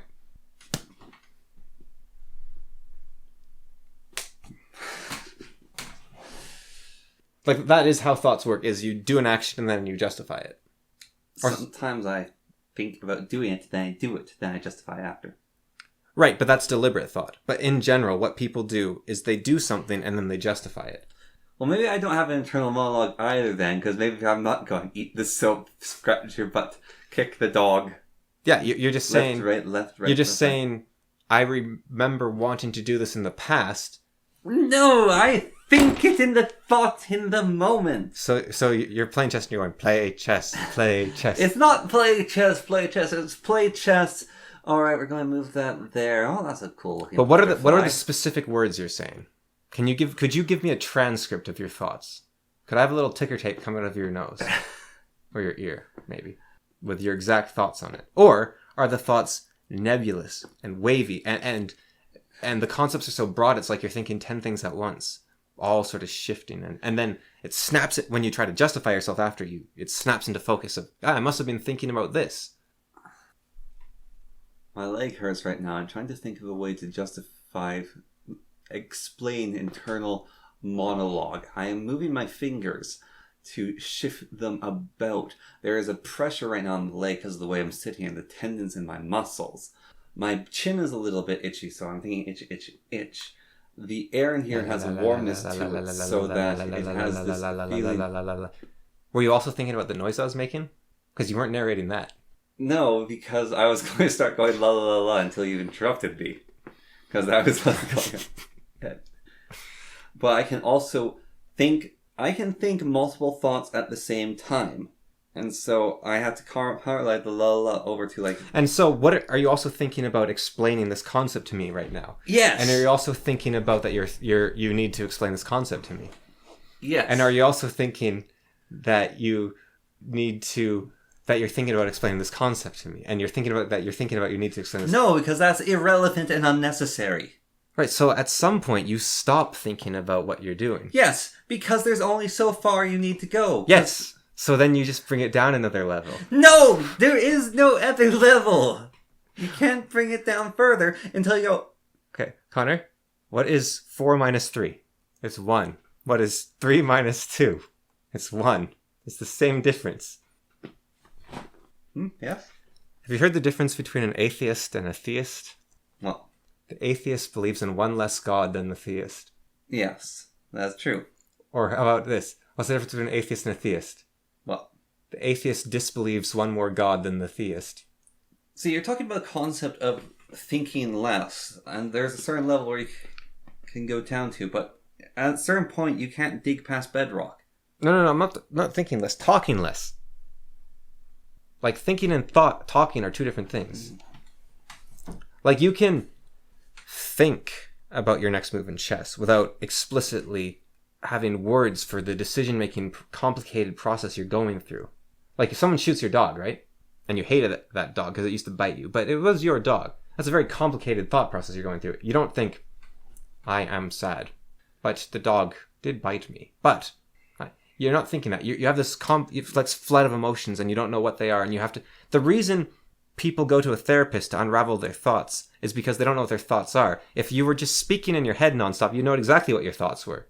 Well, sad's a pretty good expression for what you're feeling about the dog. It doesn't explain all of it, but it's a good starting point. But the reason that you go to a therapist to untangle your thoughts is because you have no clue what your thoughts are. If you could just listen to your thoughts, then you wouldn't need therapists. Therapists would be out of the business. So obviously people can't listen to their thoughts. Yes! You can! Okay, no. Here it is. Okay, so you figured it out. Shut up! But you needed to figure it out. Shut up. Alright. So there is thoughts. And you're saying you need to think about this and think about this and think about this. Okay, so thinking thoughts is action. Okay, so there are thoughts.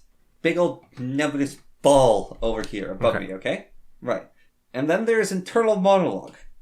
And it's not in thoughts. Okay. An internal monologue... It's just this crazy little voice alone in a void. Sure!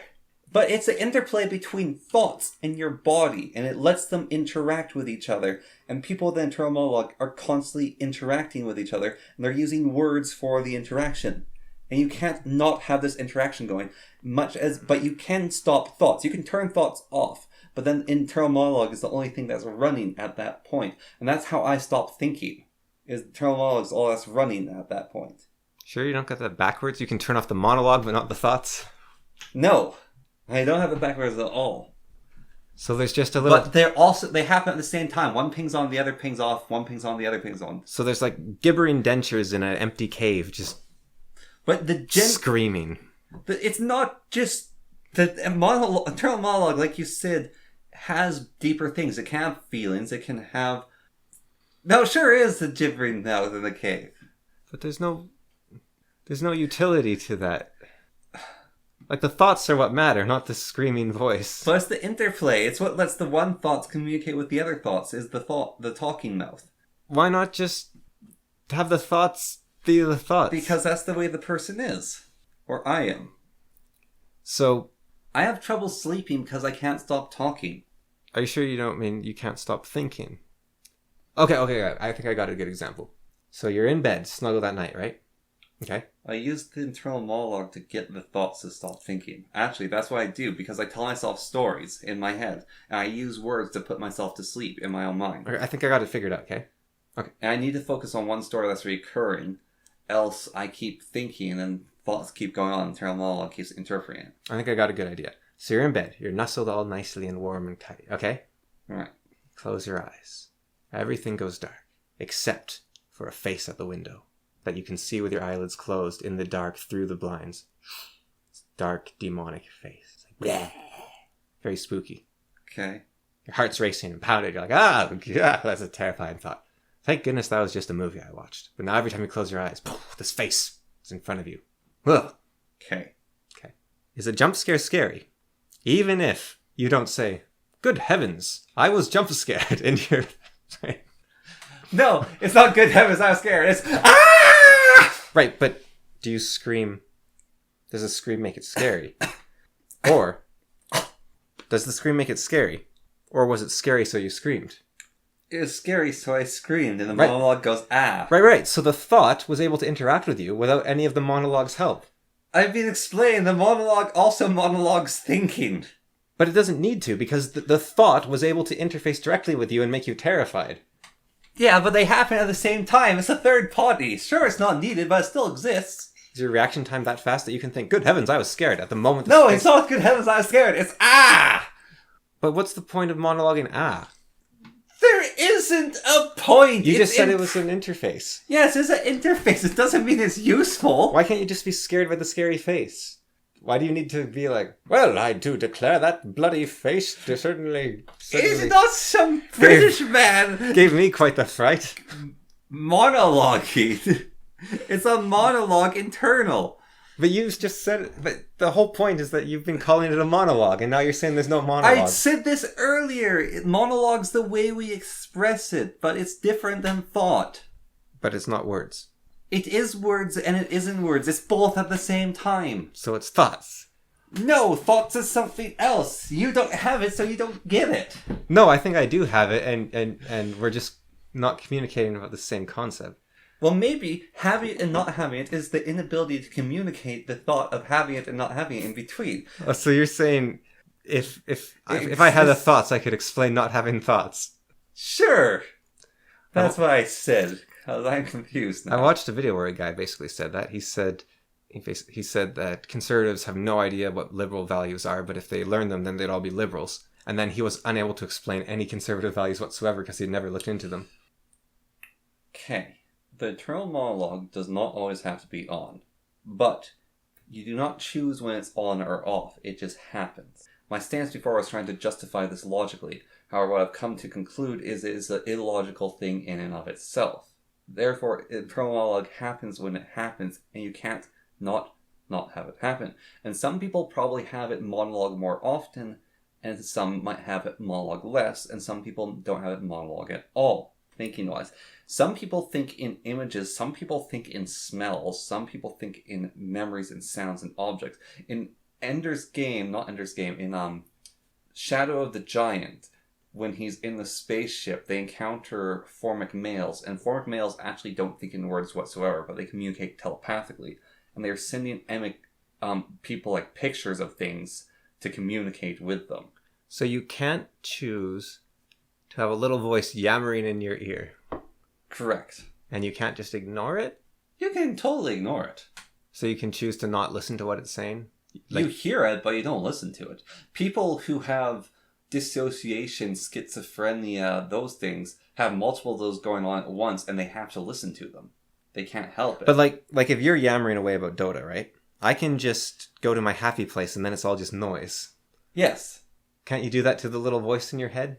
Most healthy people can do that.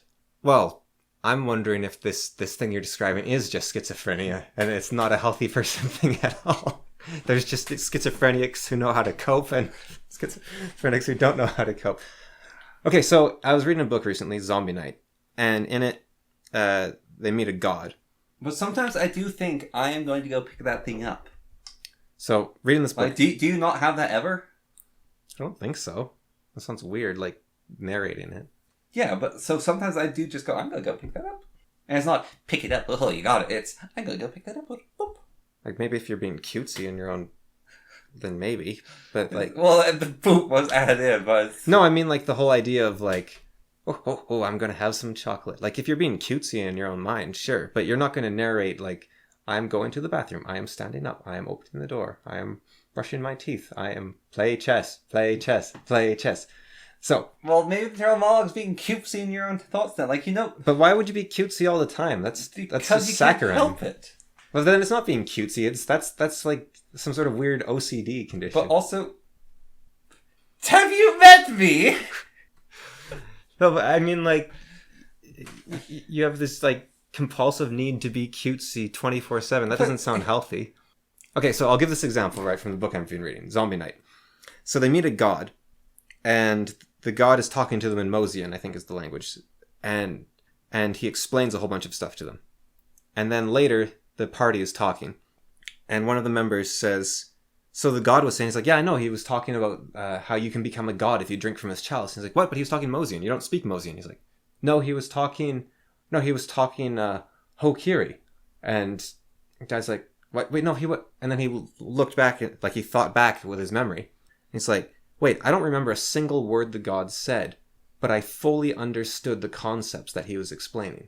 Which we clearly aren't with each other. No, but do you see the god... wasn't speaking in words, he was speaking in understanding. Yes. So I think that thoughts are like how this god communicates, with just understanding. The words don't matter. You don't have to hear specific words. So there's this thing on Grimdank, which Magnus the Red is saying to his Psyker sons, all his 1,000 sons, which is, remember my children, verbal components don't matter as long as you say verbal components. And so then just switched to a bunch of them, which is like, I cast dick laser, and it's like just a whole bunch of silly things that they're just saying the vocal part of their spell, but it can be whatever they want. Right. As long as the meaning is conveyed, that you were trying to cast the spell. Yeah. So the word is important all the same in there. Even if the spell needs to be said once, like playing chess, go to the bathroom. But you don't always need to do it, but when it's there, it's there. When you think about it, it happens more often, which makes it more conceptually difficult.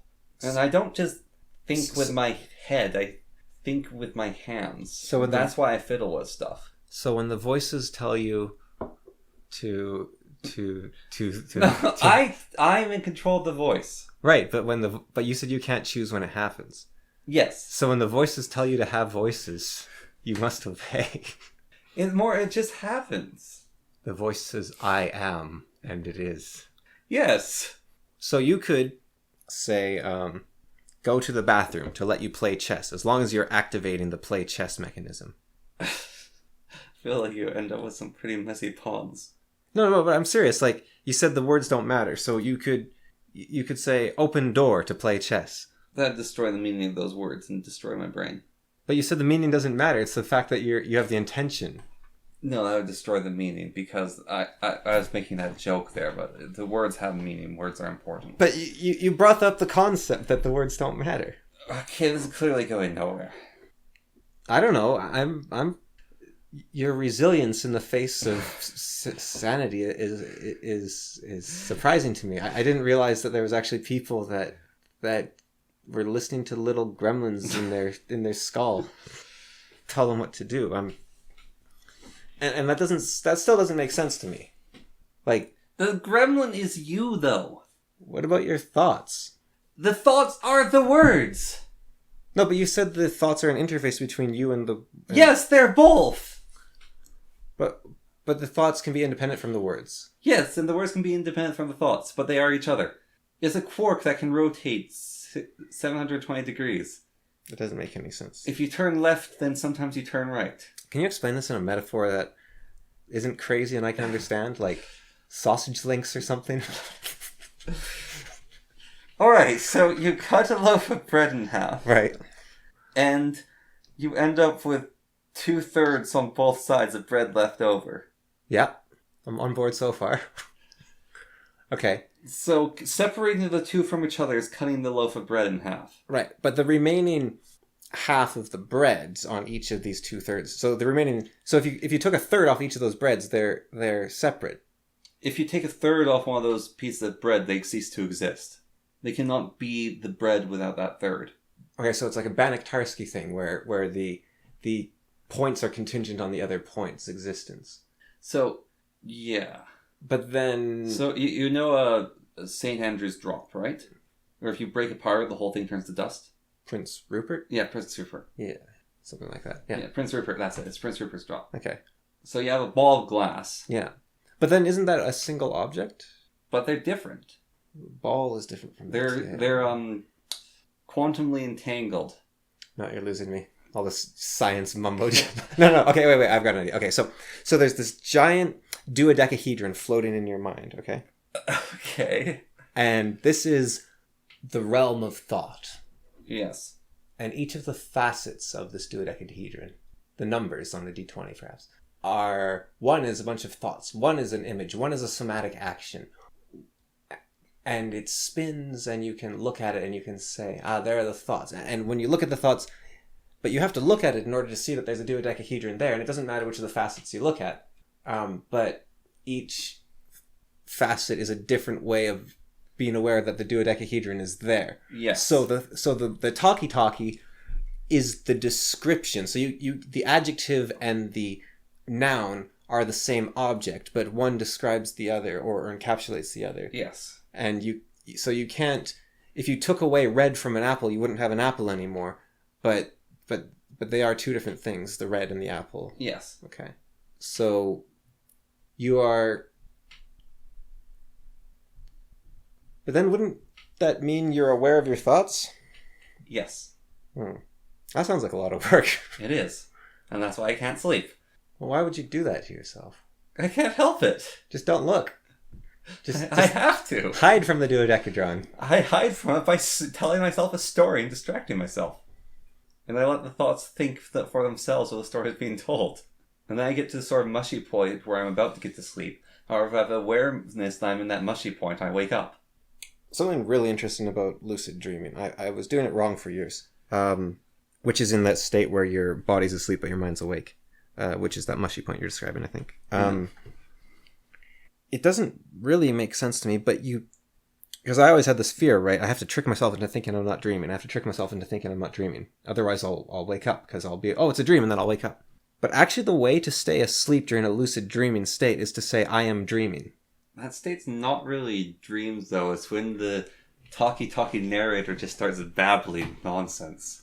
So when I was little, I used to think every night I have the choice between telling a story or having a story be told. And the story be told was just this overwhelming rush of concepts and information flooding through my body and this chaos. And so I always chose the order because the order... I use that order to get to that chaos, and that chaos is when I fall asleep. However, if I bring order to that chaos after getting there with order, then I become more wakeful again. But what I found was that if I didn't tell a story and I didn't have any order, and I just embraced the chaos, that let me sleep a lot better. I can't get to that point of chaos, though, without order. But what if you just don't try to control anything and you just, whatever happens, happens? Then I start thinking about concepts that keep me awake. Like, what am I going to do tomorrow? What does the future hold? But that's order, right? Because then you're constructing a narrative for the next day. Yeah. That's what happens. Right, you just an order you dislike forms instead. Order that I have to actually care about forms. Yeah, because idle thought tends to be rumination, and so it's recommended that you have a task to be working on. Yeah.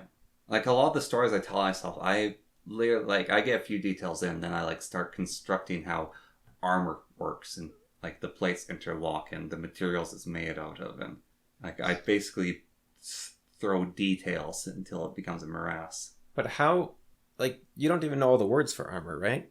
Yeah, I can think in images. But then they're not words. Then I make up a word for them. See that? That's I don't believe you. I don't believe you do that. I don't believe this. I think people that say they have an internal monologue are just saying. We already expressed the dodecahedron, so right. But I think people are just saying. Sometimes I describe. Sometimes how I interpret my own thoughts through words. No, sometimes I investigate my thoughts with words. Yes, that's part of it. And I think the people that say they don't have an internal monologue are saying, I'm not a babbling buffoon that's talking all the time in my head, like some sort of schizophrenic, madman. If that's what makes you feel better about that statement, then you can go with that. No, I think that both people are having the same experience, is my point. Maybe. I don't know. So when you say Jeannie doesn't have an internal monologue, I think she has the same internal monologue you do. She's just conceptualizing this idea differently. No, she doesn't think at all in her head. That's what she said. There's nothing there. Yeah, she's not... But the way she's described it, it's like me. It's like you're not just constantly saying, play chess, play chess, play. But it's not just... See, that's how you non-monologuers interpret it. It's not play chess, play chess, play chess. I must describe... No, that's my point, is that's how she sees it, but she is actually thinking just the same as you. She just thinks you're talking about going play chess, play chess, play chess. Sure, yes. Okay. I recognize that, yes. That's just a shut up yes. No, it's I agree with you reluctantly, yes. What's the difference? I know I'm right from the start. It's just a matter of time. No, you're not right here. Because you're saying it didn't exist. I like that you did... That there is an observer and a watcher, but yeah. I was having some nightmares about... No, you weren't. Because you don't think. Do carry on. I was lying in bed when a movie screen was strapped to my face, and I was forced to see images that made me feel as though I was in school and I had homework. Just describe it as a dream. And the thing, whenever I have this nightmare, this very stressful nightmare about having this assignment due, it's the same assignment from dream to dream. And I think I should really get that thing done at some point. Yeah. It's very stressful. And I was thinking about it, how adults always complain about taxes. It's this thing you have to do. It's not fun, and it's this field that you're not familiar with, and you're forced to do it, and you have to do it even outside of work, and you're not getting paid for it. And it's this very stressful event that everyone bemoans. And homework is that event every single night. Yeah. And the fact that I'm having nightmares about homework after 8 years out of school, I think homework might be a bad idea. Yeah. I agree. I think it seems too demeaning to people with serious traumas to call it traumatic, but there's a stressor there that is I'm still awake, thinking what was I just gotta buckle down and get it done. I really don't want to do it, but I gotta get that homework done just so I can be at peace. It's actually that thing I was talking about of pursuing anxiety versus pursuing the truth, where you're just addicted to this feeling of anxiety going away. Yeah. That's what homework is. It's this, I got to get rid of that anxiety. Get rid of that anxiety. Whereas the truth is just, this is what is, right? Yeah. And I think if you make that the student's life of do the thing, get rid of the anxiety, and all is well in your world, then you're not allowing for how could you train through the school system living with anxiety without seeking to resolve it? You could give students impossible assignments, and then whenever they say, I'm sorry I'm late, you say, oh no, I'll give you an extension. Just don't miss it this time. You give them an assignment. That sounds evil. You give them an assignment, and you basically... Or hide an anxious state, not anxiety necessarily. So one of the best classes I ever had was a physics class. And it's because there was only me and one other student in that class. And we actually really didn't get assignments in that class. We had one test because we had to have a test. Just officially you have to have tests in classes. Mm-hmm. So we had a midterm and we had a final. So the teacher basically, he would teach us, and then we would do like classwork, because we'd be there and we'd like do the physics concepts. And he'd be sitting in front of us, so we'd like sit at a round table and he'd be watching us do. And then he'd talk to us about it, and we never had homework in that class. Like, we could study if we wanted to study for something. But he basically like, yeah, I know what level you're at right now. This is how you learn. Mm-hmm. And so it was by far, I think, one of the best teaching experiences I've ever had, like as a student, is he literally could just go, okay, yeah, we're moving on to the next unit. You guys are done with that one because you understand the concept. Well, what tasks can he give you to make you stressed, but force you to live with that stress rather than resolve it? He could like point a gun at your head the whole lesson, but never shoot it, I guess. Do you need to give someone that stress? I guess there's those things exist in life. It's good to learn to become resilient, right? Yeah. And I was just thinking sort of facetiously, like, school is more setting you up to resolve stress as fast as possible. I think the resilience probably shouldn't be the task of the school, but the task of parents or teaching in a slightly different role. Like with a blacksmith, right? Like, we're making 100 horseshoes. That's homework, that's assignment, but that's also life. But you're a blacksmith, so that's what you do. But that's not homework, that's what you're doing as your job. Yeah, but you have to make them by a date. But because you have a time limit on that. Right, but it's not this nebulous, independent from all other classes, independent from your full day of study. Yeah, I don't think that should exist. Yeah. No, I think homework might not be a great idea. Like, what homework is, in classes where I had homework where I actually liked it, it was, we'd have an assignment in class, and we'd work on the assignment, and then if you didn't finish it, you'd just do more of it. Like, if there was a study hall period in school where, all right, here's your task, then you do it, yeah. But what I remember was one of the big issues as well is, let's say you have 2 big projects per class per year. Yeah. And the teachers all assign their big projects at once, and they're like, oh, the students will have so much fun. This is this really complex and engaging topic for them. And the students are thinking, great, I have like 4 incredibly difficult, big, impossibly large projects to do at once. I'm going to put the minimum work I can into each of them and to get them done.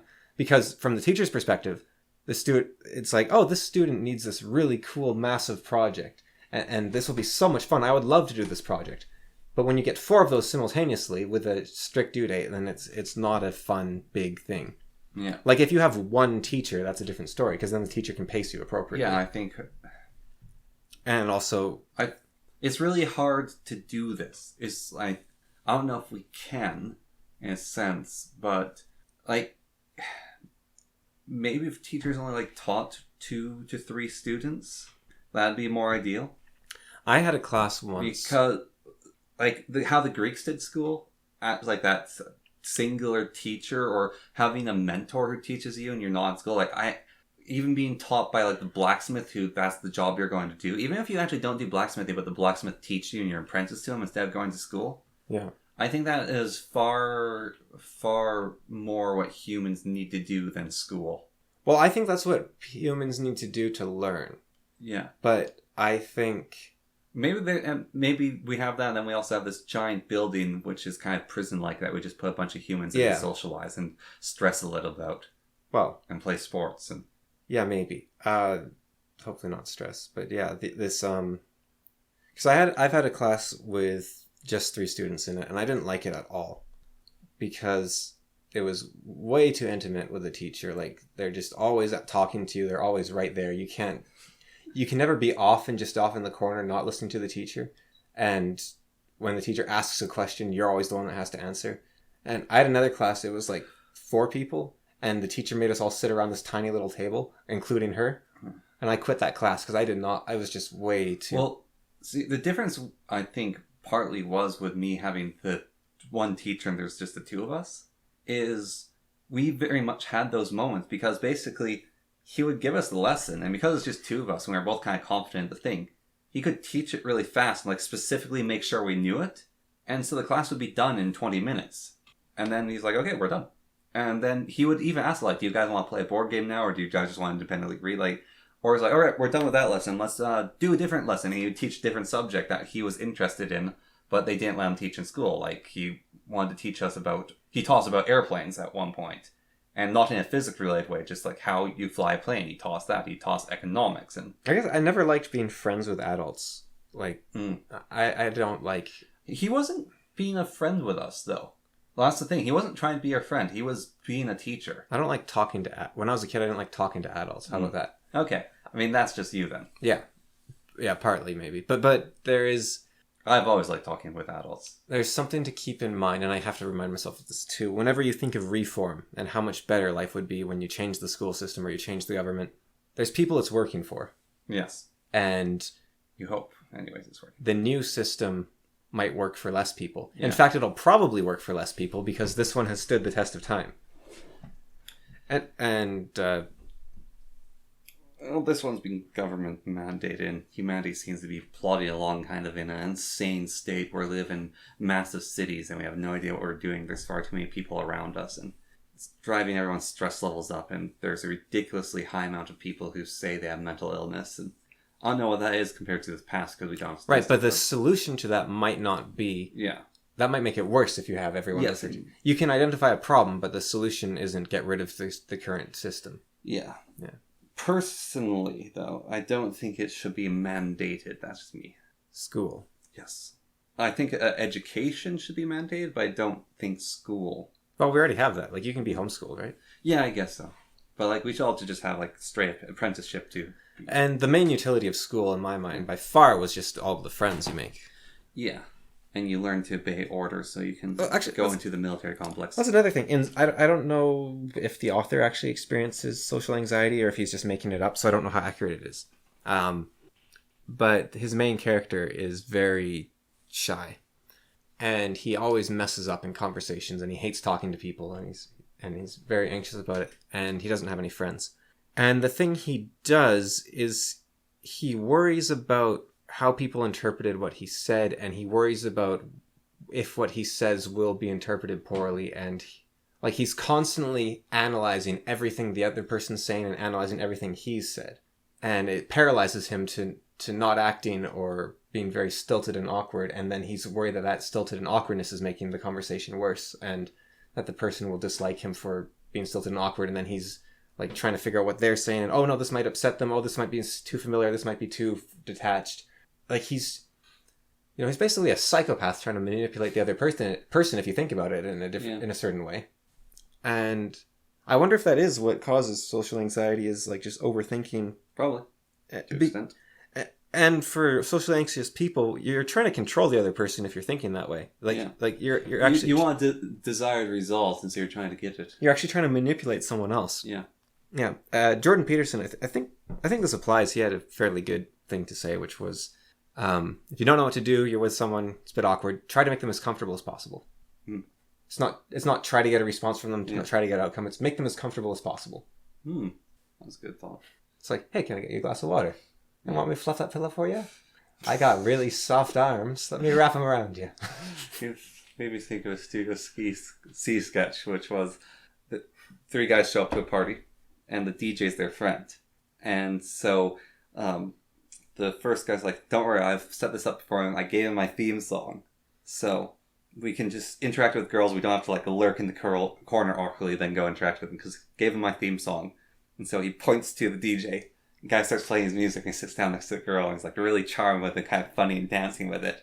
And then it's like, oh yeah, I like you, you're an interesting person. Then a little bit later they're talking and he's talking without the theme song going. It's like, oh, what's wrong with you? And he points to the theme song guy and so it starts playing. It's like, oh yeah, I like you. So the other two's like, yeah, this really works. So they send the DJ, their friend. And so Jeremy, the guy with the mustache, he goes up to a girl and he like points to it. And this really creepy, eerie music starts playing. And he's like, oh, it's really nice to be around you. And it's just, what are you doing? I was trying to make it mysterious. You just sound like a creep. It's like, oh, I'm trying to make you comfortable as possible. And he like put his arms around her and the creep music's just played. Made me think of that. Yeah. Yeah, there's always a way to interpret something poorly. Mm-hmm. But with these AIs, I highly recommend this to people that have any questions about social things or mental things or I was pushing this thing. Like I was saying, this person is clearly like a narcissist and it's like, you can't diagnose someone else. And I was like, wow. Like it doesn't just bend over and agree with you. It's like, hey, no, you can't do that. Yeah. And I asked about social situations. I was like, what about this situation? It's like, no, that's totally inappropriate. Or it's like, what about this? It's like, you should do this. You should do this. Mm-hmm. What? Sorry. Ignore me. Okay. And I said, okay, under what circumstances can you do this? And it's like, well, this, and this.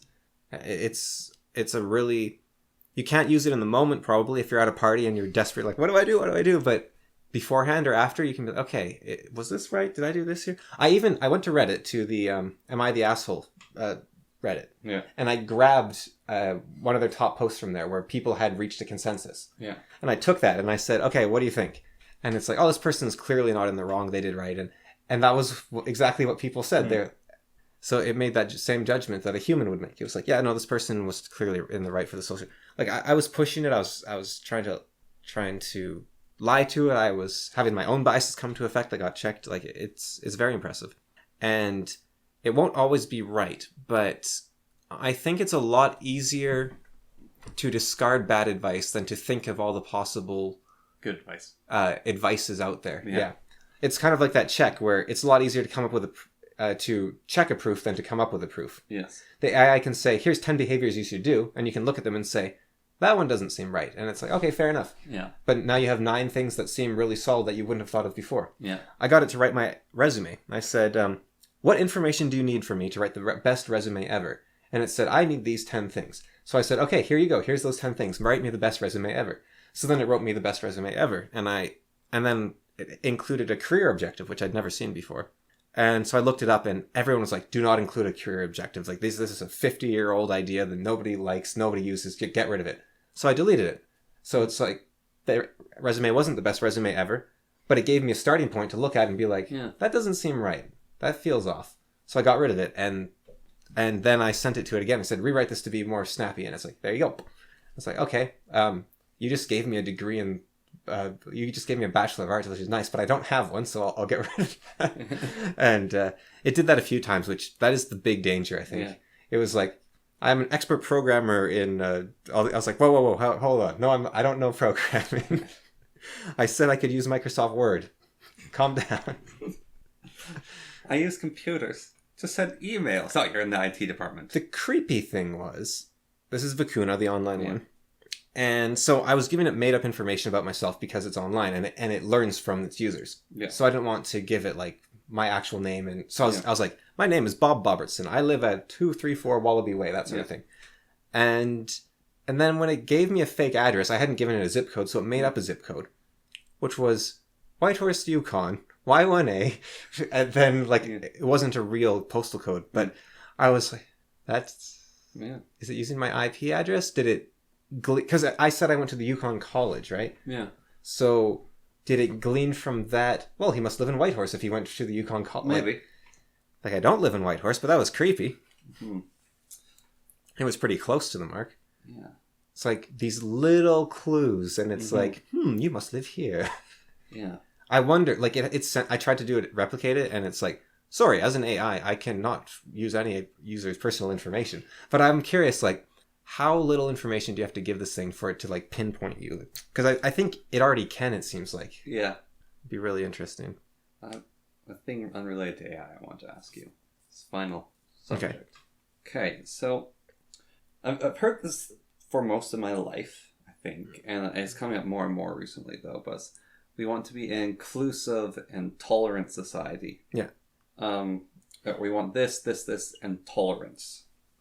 I'm coming to have a qualm with tolerance. Yeah, we shouldn't tolerate anyone. Burn them. Well... Or you mean just the idea of, like, you're only tolerating, but you're not... Yeah. Well, like, to be tolerant. So, because we talked about this, maybe it's like the different use of language, but even from the way they use it, to be tolerant of someone else's culture means that I will tolerate it. Yeah. To be accepting of their culture is to accept it. But no, I will tolerate your culture. That means that there is something to be tolerated about it. And toleration seems dishonest to me because, like, I'd rather not deal with it, but because I'm a good person, I will. What if it's humility? Like a liberal society where you say, I disagree with your views, but I am aware that I could be wrong, and so I will allow them to continue. Then I'd rather say approach it with humbleness or humility than tolerance. Because when I think about it, it's like, I will tolerate this gritted teeth. And the words we use, like Jordan Peterson has that statement, be precise in your speech. Right, but you can't, in a liberal society, you can't ask people, you can't control people's emotions. No. Right. So the most you can ask is toleration, maybe? Like, you can't say, be happy that these baby eaters are walking around the streets. But you can say, look, tolerate them. Maybe baby eating's the way. No, I will not tolerate the baby eaters. And that's the thing. So that's why I dislike it, is because, no, I will not tolerate that. That is a bad practice. Right, but then you have a certain degree of arrogance there because you think you know what's better. And liberalism is founded on the idea of everyone's freedom of expression and individualism, right? Freedom ends when it comes to eating babies. Well, yeah, it's tricky because we have the limitations, which are that your freedoms cannot infringe on another person's freedoms. Yeah. But we need that, I guess, for a liberal society to be coherent and consistent. So we need that bare minimum, I guess. Yeah. So forget baby eaters, then how about like vegans or I don't have a need to tolerate vegans. They can do what they want. SJWs. See, I think it honestly comes down to honesty and dishonesty for me. I think toleration's bad. I do. And that's literally bigoted, right? Sure. But then again, like, where's humility then? Again, like, okay, how about this? Remember when you were watching John Oliver and he had a video with a huge amount of dislikes on it, and you were like, "Why is this video so disliked?" And then you went and you watched Thunderfoot's explanation of it. When you watched the video, you didn't understand because you didn't know that Anita Sarkeesian was this horrible grifter. So your conception of the world was wrong. Yeah. But if you lived in a society where you were intolerant to dissent, then you could never adapt to the alternative view, which is that they had a reason for disliking the video. We can more easily keep the ship on course if we aren't kicking out everyone we disagree with. We need dissent in our society for it to function. So, I have a lot of disagreements with my friends. I've talked about this before. And I was playing Dota with a different group of people who are much more aligned with a lot of my ideas. I don't know them as well. But it felt like I wasn't clenched up when interacting with them. And it felt very nice to have that. And I still enjoy spending times with the other people. And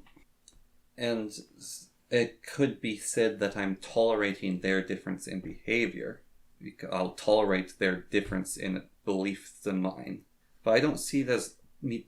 Maybe it's just what I think of the word as toleration, because I accept that that's their view, but I do not hold that view myself. How about Galileo? The church tolerated his non-geocentric model of the universe. They didn't like it, and they locked him in his house, but they tolerated him. They didn't just kill him. They said, hey, this guy's a respected scientist. So I can be tolerant, but I don't have to sell my house. Sell your house to who? I'm saying I don't have to go the whole as like I can be tolerant to a point. Because when I hear tolerant society, it's like roll over backwards and let them kick you in the junk because that's their culture. Right. No. You. I tolerate up to the point I'm tolerant of, but is a tolerant society maximum tolerance all the time, or is it tolerant to the point where you allow arrogance to you're tolerant so that you're not arrogant? I think so, because there would be no benefit in tolerance otherwise, right? Because it just seems like a dishonesty and weakness. Because tolerance, if toleration isn't benefiting your society, then you should get rid of it, right? Yeah. But there is a benefit to humility, and also your society. Yeah, I feel like you can have humility without tolerance. So just be humble instead of tolerant. But if you tolerate an idea, you are acting humble, right? Like if you're being humble and saying I will allow this idea I disagree with to continue because maybe I'm wrong, then you are being tolerant of that idea. Okay. I think. But I'm allowed to, in being tolerant... You can disagree. I can disagree. And I can disagree loudly and vehemently. But my toleration is still letting them have that idea and letting them speak. And you cannot infringe upon their... In our society, you cannot infringe upon their liberal rights to... their individual rights, yeah. Okay. So you can't, shoot a Muslim because you disagree with his conception of God. Yeah. But that doesn't mean you have to worship Allah. Yeah. And if you put signs up... If they start putting signs up in the countryside pointing towards Mecca and ruining the natural beauty... Well, it depends if they're allowed to put them there or not. Yeah. Because, again, you can't, in a liberal society, infringe upon their individual rights. If they got permission to do it, then you can't just go and tear those signs down. Yeah. And if they didn't get permission to do that, you probably shouldn't be tearing them down either. You should be going to authorities and saying, hey, these signs are illegal. And then if the authorities refuse to act, you should, I guess, get rid of those authorities. So is my problem with liberal society? Why? Do you want to be able to tear down people's private property? No, it's not that. I guess I hear the tolerant society, and I feel like our government and the UK government and the United States are massive pushovers in the name of tolerance. And so that's why I had a qualm with the thought of it, because it feels like they're massive cowards, and it's like, oh yeah, I'll tolerate that. But they're more accepting these things, aren't they? Yeah, but they say tolerance for everyone else, because we accept this, now you have to tolerate it. Grit your teeth and be beaten. But they're actually... Because when it's like, I will not tolerate this behavior anymore, so you're tolerating to a point, but if you're not going to tolerate it anymore, you shouldn't tolerate it in the first place. Unless you need the toleration to give you time to reflect to realize you cannot tolerate it anymore. Like, I will not tolerate these misbehaving children anymore. Right, but... Okay, how about this? You were unsure if the children needed correction or not, so you tolerated their behavior. But then upon realizing that they needed correction and you knew how to correct them, you decided to do something about it. And if you hadn't done anything about it at that point, then you wouldn't be tolerating their behavior, you'd be endorsing it.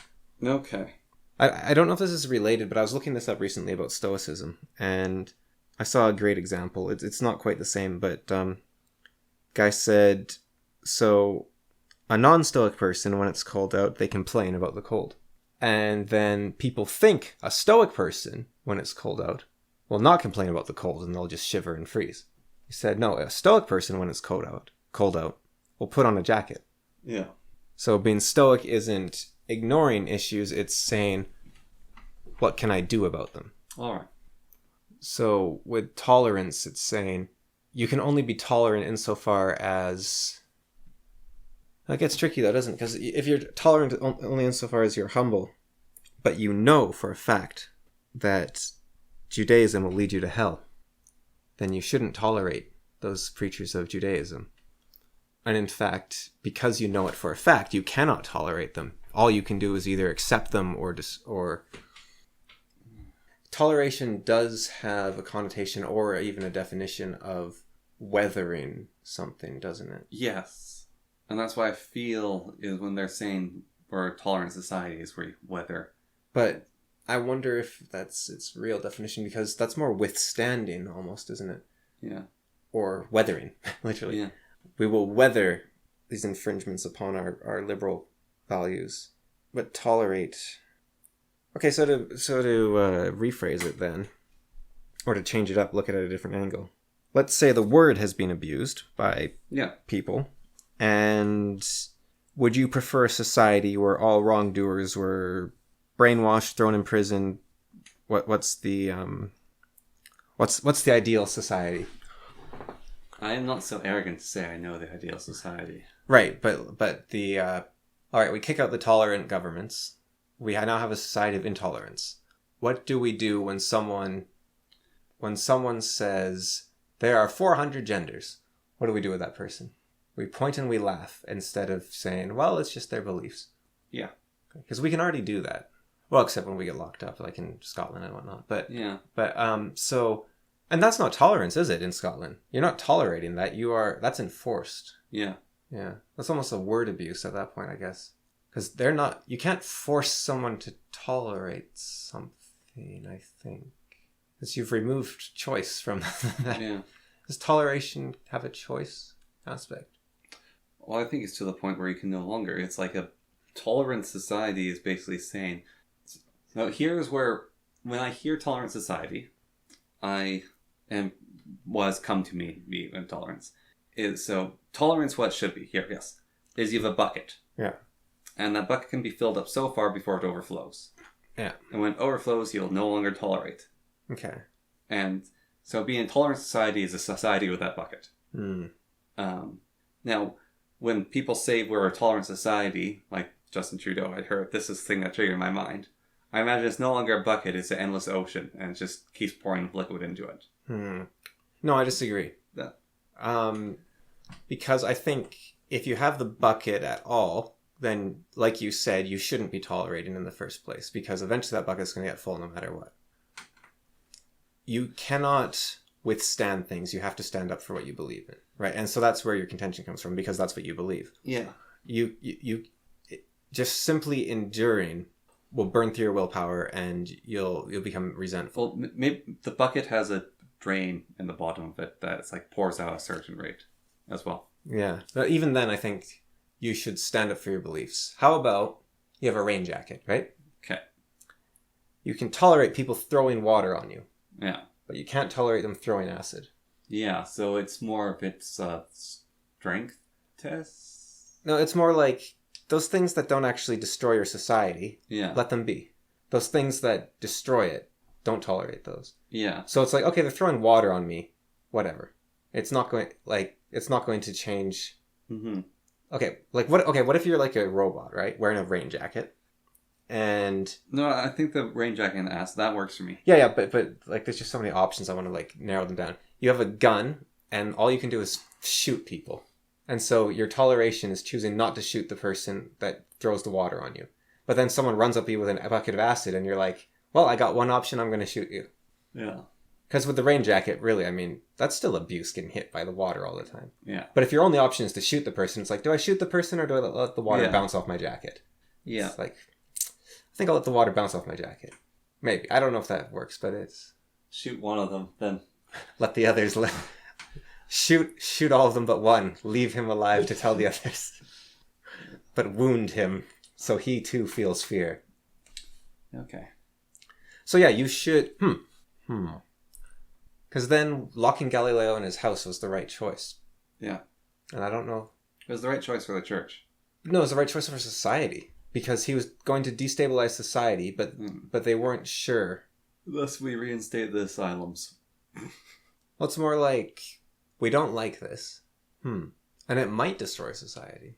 But we will still give him the benefit of the doubt. So that doesn't quite work. But we'll watch him carefully. Yeah.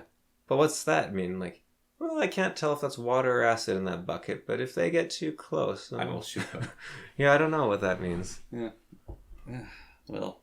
Knaspakuna. Yeah. One final note. Very small, because I haven't looked into it enough. But is coming to a podcast near you soon. I got a book called Cults Inside and Out. Yeah. And it's by one of the world's leading experts on cults wrote it. And it's... Oh, we're making our own cult? No. Oh. I'm researching cults. And now, I've already screwed up a study because I'm looking for a result, so to say. But I'm trying to see similarities in cult-like behaviors between certain things happening right now, which are not called cults, and what he says in cults. And already I've drawn parallels in his very early descriptions. He hasn't gone into it yet. Yeah. One of the main things that I just drew away, and very early on in this book though, is if you challenge a cultist, either rebuff their belief, say I'm not joining your cult, or you're in the cult and you leave it, they basically, this is like across almost all cults that are dangerous, seriously, like cults. The person becomes immediately aggressive and quite often violent. Yeah, like the cult of voices talking in your head. Yes. They just don't want to talk about it. They don't want to hear. They don't want to hear the truth. I thought I was pretty tolerant with you there. And I heard you out and I tried to discuss it with you. But you kept asperging me with attacks on saying that I'm insane. No, I'm saying you sound insane. Yeah. It's different. And so that's why I was defensive. I think I might be a poor communicator. Because people always think I'm arguing for the opposite of what I'm arguing for. Like, it happens a lot to me. And I think at some point I have to admit that everyone else is wrong. I mean, that maybe You're just antagonistic in nature. Or maybe I should, like, state my thesis up front and then... Or I don't know. But I don't always know my thesis up front. But I often find that people are like, well, why do you think that... what happened to me just recently? Oh, I was like, why do you think gays shouldn't marry? And I was like, no, I do think they should. No, and there was another one which was, what, you think we should just dismiss Marcus Aurelius's works because Commodus was a bad son? I was like, no, my point is that someone would make that argument and that we need a strong argument to defeat it. Like right now, what I'm trying to do is build the strongest argument possible for why you should hate the Jews, according to Hitler.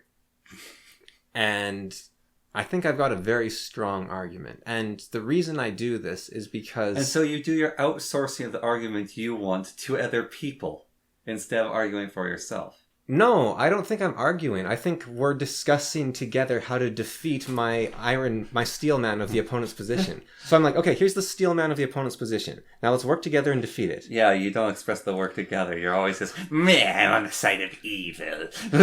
No, I'm like, okay, what if they say this? It's like, okay, what if we do this? Okay, what if they say this, though? Because, so I often will construct a steel man of my opponent, and then I'll work together with someone to try to defeat it. Your working together seems awfully not like... Now, in the case of the crazy voices in your head, I wasn't doing that. I was just trying to get you to admit that you're lying, because there's no way you're going play chess.